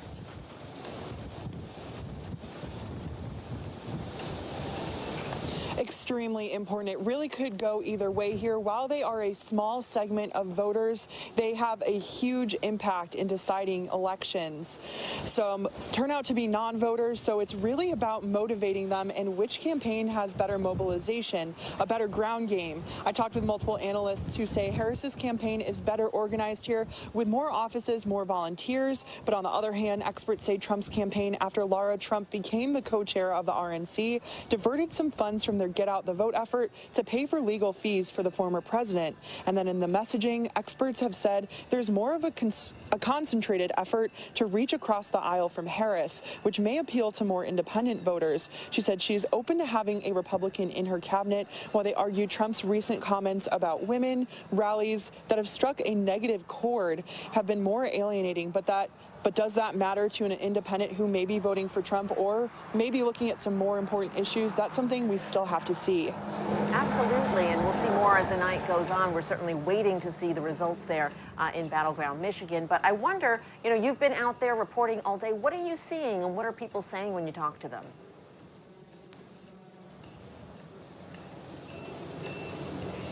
Yeah, something that has been brought up a few times from voters have been Donald Trump's comments about Detroit. Now, every political pundit I talked with believes the Detroit comment will hurt him in some kind of way. But at the same time, he's also said negative comments about other groups, and that hasn't really had much of an impact on polling in the past. Now, we can still debate the validity of polling when all is said and done, but that seems to be the case. Even the criminal convictions earlier this year that some thought would negatively affect his campaign seemed to have just been another obstacle, and the Trump train kept on chugging along. As for Trump and labor unions, that's another big issue here in Michigan are the UAW and the labor unions, and it hasn't been something here in Michigan that's been pretty. The UAW president has been very vocal on Trump's record with the working class, specifically manufacturing, and losing manufacturing jobs well under Trump.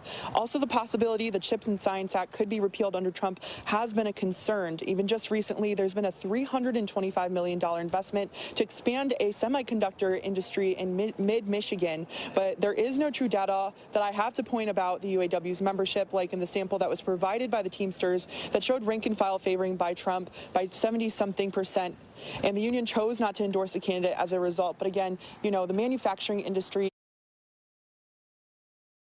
especially as voters have been heading out to the polls. Absolutely, Zane Omer for us right now in Grand Blanc, Michigan. Thank you so much. Let's get on over to the results desk. Yeah, let's talk a little bit more about Michigan, Deborah. You can see the blue wall. Well, this just switched a little bit ago. It's still leaning blue, but it's early. It could be a blue mirage, as it's called. It could flip red. We will see. Wisconsin now officially listed as a toss-up state. But let's go back into Michigan. Take a look. Only about 13% of the vote in so far. So a long way to go here in Michigan. But as we talk about some of these key counties, we go down to Wayne County. This is Detroit. Also Dearborn officially in Wayne County, home to General Motors, home to Ford in Dearborn and in Detroit proper. So, of course, Democrats need to pick up big numbers here. It's red at the moment. It won't stay red, less than a 1 percentage point reporting here. Just to the north, Oakland County, this is home to Stellantis. Talking about the auto industry here in Oakland, just to the suburbs to the north of Detroit. This is a fascinating county for many reasons. It's used to be more Republican, but it's been shifting toward Democrats. It's highly educated, wealthier people living in this county here in Michigan. It's also home to a big health sector. There's been a tech boom here in Oakland lately as well. So a lot of younger, more highly educated people in that county.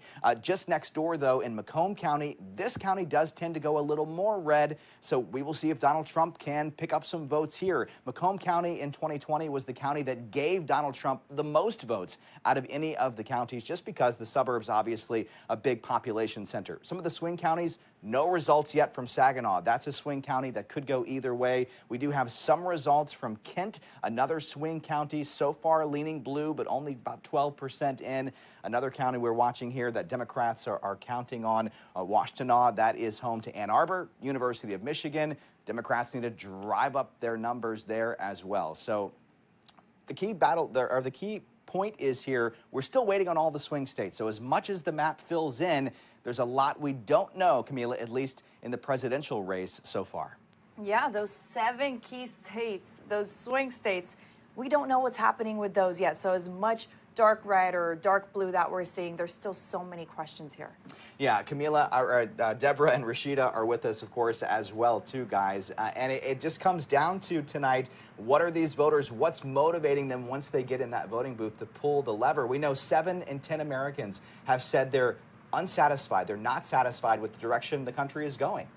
Yeah, and the thing is, we keep talking about the 7 battleground states, and we're not at a point where we know the results. I mean, we got 10%, 30%, we got a little bit here and there, but we just don't have that. So we have to remember, as these results come in, we just don't have some key information to know what's going to happen. Yeah, and some of these states we're looking at because of the Senate races. I mean, you take Nebraska, for instance, they're getting front and center, all because of that 2nd congressional district that we've been talking about all night, which is Omaha. If Kamala Harris wins Pennsylvania, Michigan, Wisconsin, that only gives her 269 votes, electoral votes. She needs that electoral vote. And here's another thing, you know, it seems that all votes will be counted by noon the next day for Michigan. That was what they were predicting. So we're here at 9:48 p.m.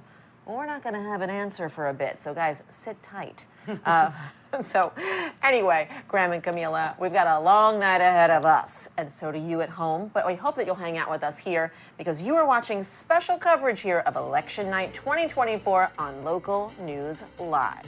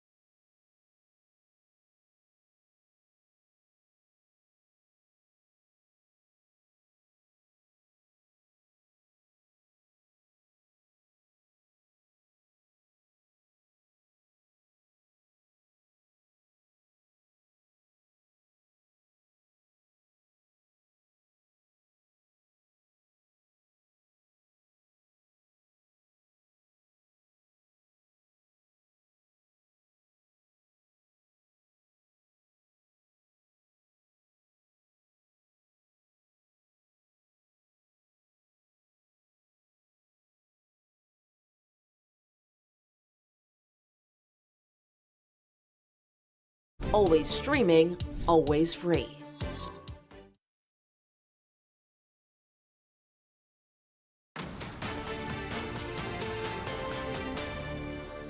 Welcome back to Election Night coverage here on Local News Live. Battleground state Arizona closed its polls at 9 p.m. Eastern. And our Vanessa Ariza is in Phoenix. Now, Vanessa, immigration is a huge issue there. Harris has been criticized for being weak on the border. How are voters in Arizona seeing things?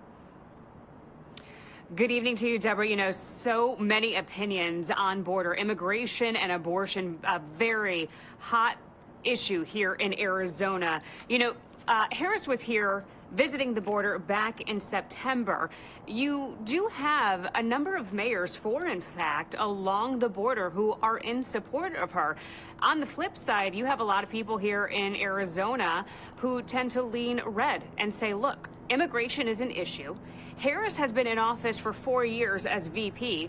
Why has she not addressed this and made a change? Now, the numbers of people coming across the border, they have been down in recent months, but prior to that, years prior to that, we have seen a number of people coming into the state of Arizona illegally. Now, while she was here in September, she spoke to a crowd there saying that there is a need for resources here. And she also brought up the bipartisan deal that was struck down. She said if she is elected into office, she will revamp and bring that that bipartisan bill back in place. She wants to see that move forward. Now, she doesn't negate that there is an issue here, but she says resources are needed, and that is one thing that she will focus on here in Arizona if she is elected. And I would also just want to point out that the polls have not been closed yet in Arizona. So it's going to take a while, even if they were closed, because we know you have 2 pages of a ballot in Maricopa County. But Vanessa, thank you so much for breaking that down for us. Appreciate it. Rashida? All right, let's take a quick look at Nebraska with Local News Live correspondent John Grinvalds. John, when it comes to electoral votes, Nebraska is different than other states across the country. Nebraska is not a winner-take-all state, just like Maine. Explain how the split works and why it matters. Yeah, that's absolutely right. Nebraska is one of 2 states in the country that splits its electoral votes. So essentially 2 votes goes to the winner of the popular vote in the state, and then the other votes are apportioned by the winner of the popular vote in each congressional district. Now we have Nebraska Congressional District 2, which is mostly comprised of urban and suburban Omaha. That's what's known as the blue dot around these parts. Last time, when Biden was up against Trump, it broke for Biden, and there was an effort by lawmakers here to get a winner-take-all system to make sure that never could happen again. Well, they failed this time. They ran out of time. They didn't have consensus in the legislature, and so this vote could very much be in play for Harris tonight. And John, we saw a legal battle play out over felons' rights in Nebraska. Walk us through that. Yeah, that goes back to when there was a bill passed that basically ended the waiting period for felons to vote after serving their felony sentences. Well, that was passed this year, and then the Attorney General said it was unconstitutional. The Secretary of State, rather than enforcing the law, took that under advisement, took the Attorney General's opinion, and basically refused to enforce it. That started the legal battle, and that battle has been resolved. The Supreme Court essentially has said you've got to enforce the law. Felons have the right to vote. But during those arguments, it left into question the chance for any felon of any time to vote, because the Attorney General was arguing only the executive branch could restore a felon's voting rights. But right now, people who could never vote before, people who just got out of prison, just got done serving their felony convictions, they can vote. All right, John Grinvalds from Nebraska, thanks so much for joining us here on Local News Live and breaking that down. Now on Atlanta News First, this is Campaign 2024 special coverage.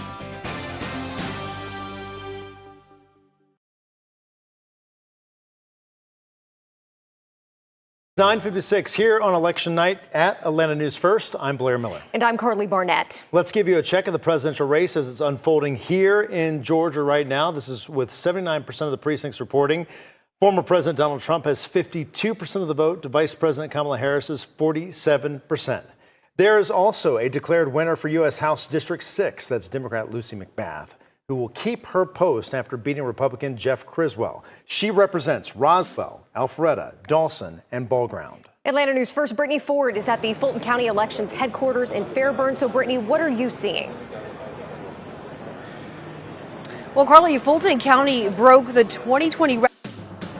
Now on Atlanta News. On election day, we're talking about some huge numbers here. Over 92,000 people casting their ballots at the county's 177 polling location. And those ballots are still making their way to the county's election hub here tonight. Now, county officials say they are planning to have all ballots counted by 11 p.m. tonight, except for provisional and absentee ballots by mail that have until Friday to be processed. But again, an incredible turnout here in Fulton County. Now let's move to Cobb County, where Atlanta News First reporter Chelsea Beimfohr is live tonight at the Cobb County Elections headquarters in Marietta. So Chelsea, what does the turnout look like where you are? Well, Blair, there's been about an 80% voter turnout. At last check, Cobb County told us they have uploaded all of their early voting results to the Secretary of State's office. That is showing Kamala Harris with about a 53,000 vote lead over former President Donald Trump. Of course, that does not include absentee ballots or today's in-person voting for Cobb County. Here's a look at elections workers and what they're doing here at Cobb Elections headquarters right now. They're processing about 1,000 absentee ballots that they are required by law to have processed by tonight before everybody leaves here. So they're going through about 1,000 ballots right now, also doing ballot curing, correcting any mistakes that may have been made on any of these ballots. Guys, back to you.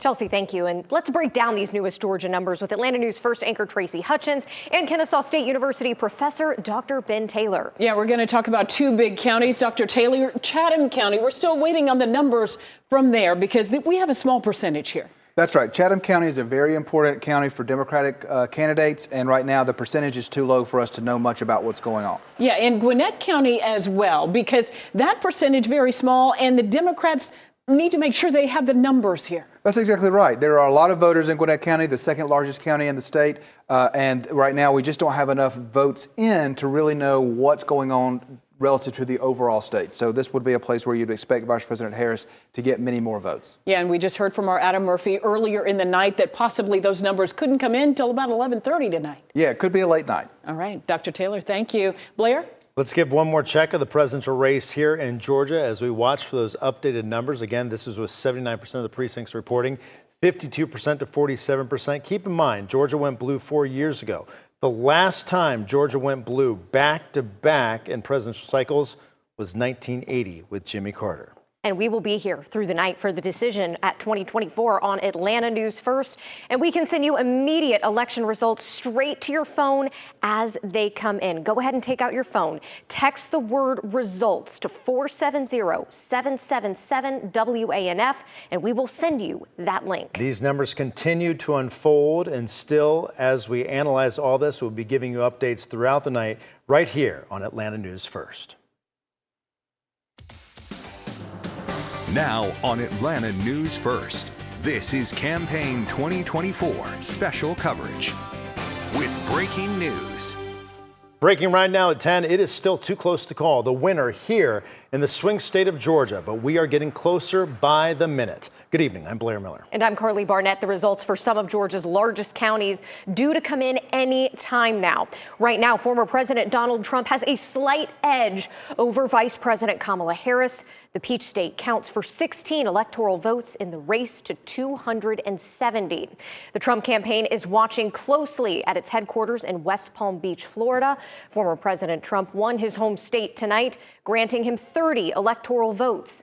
Vice President Kamala Harris is holding a watch party at her campaign headquarters on Howard University's campus in Washington, D.C. She can add nearby Maryland and Delaware for her electoral count. Atlanta News First is your home for election coverage tonight and the results. We have team coverage standing by all across the Atlanta area tonight. But first, Atlanta News First anchor Tracy Hutchins is live here in the studio, taking a closer look at the results we're seeing in our state. Tracy. Yeah, Blair, you know, it's very interesting when you look across the state. I'm with Kennesaw State University professor and Atlanta News First political analyst Dr. Ben Taylor. When we kind of look at these counties across the state, there are a couple of ones that are of interest because they could possibly be bellwether counties, correct? And one of them, which you might not suspect necessarily, Baldwin County. Milledgeville is there in Baldwin County. That's right. So it's a middle Georgia county.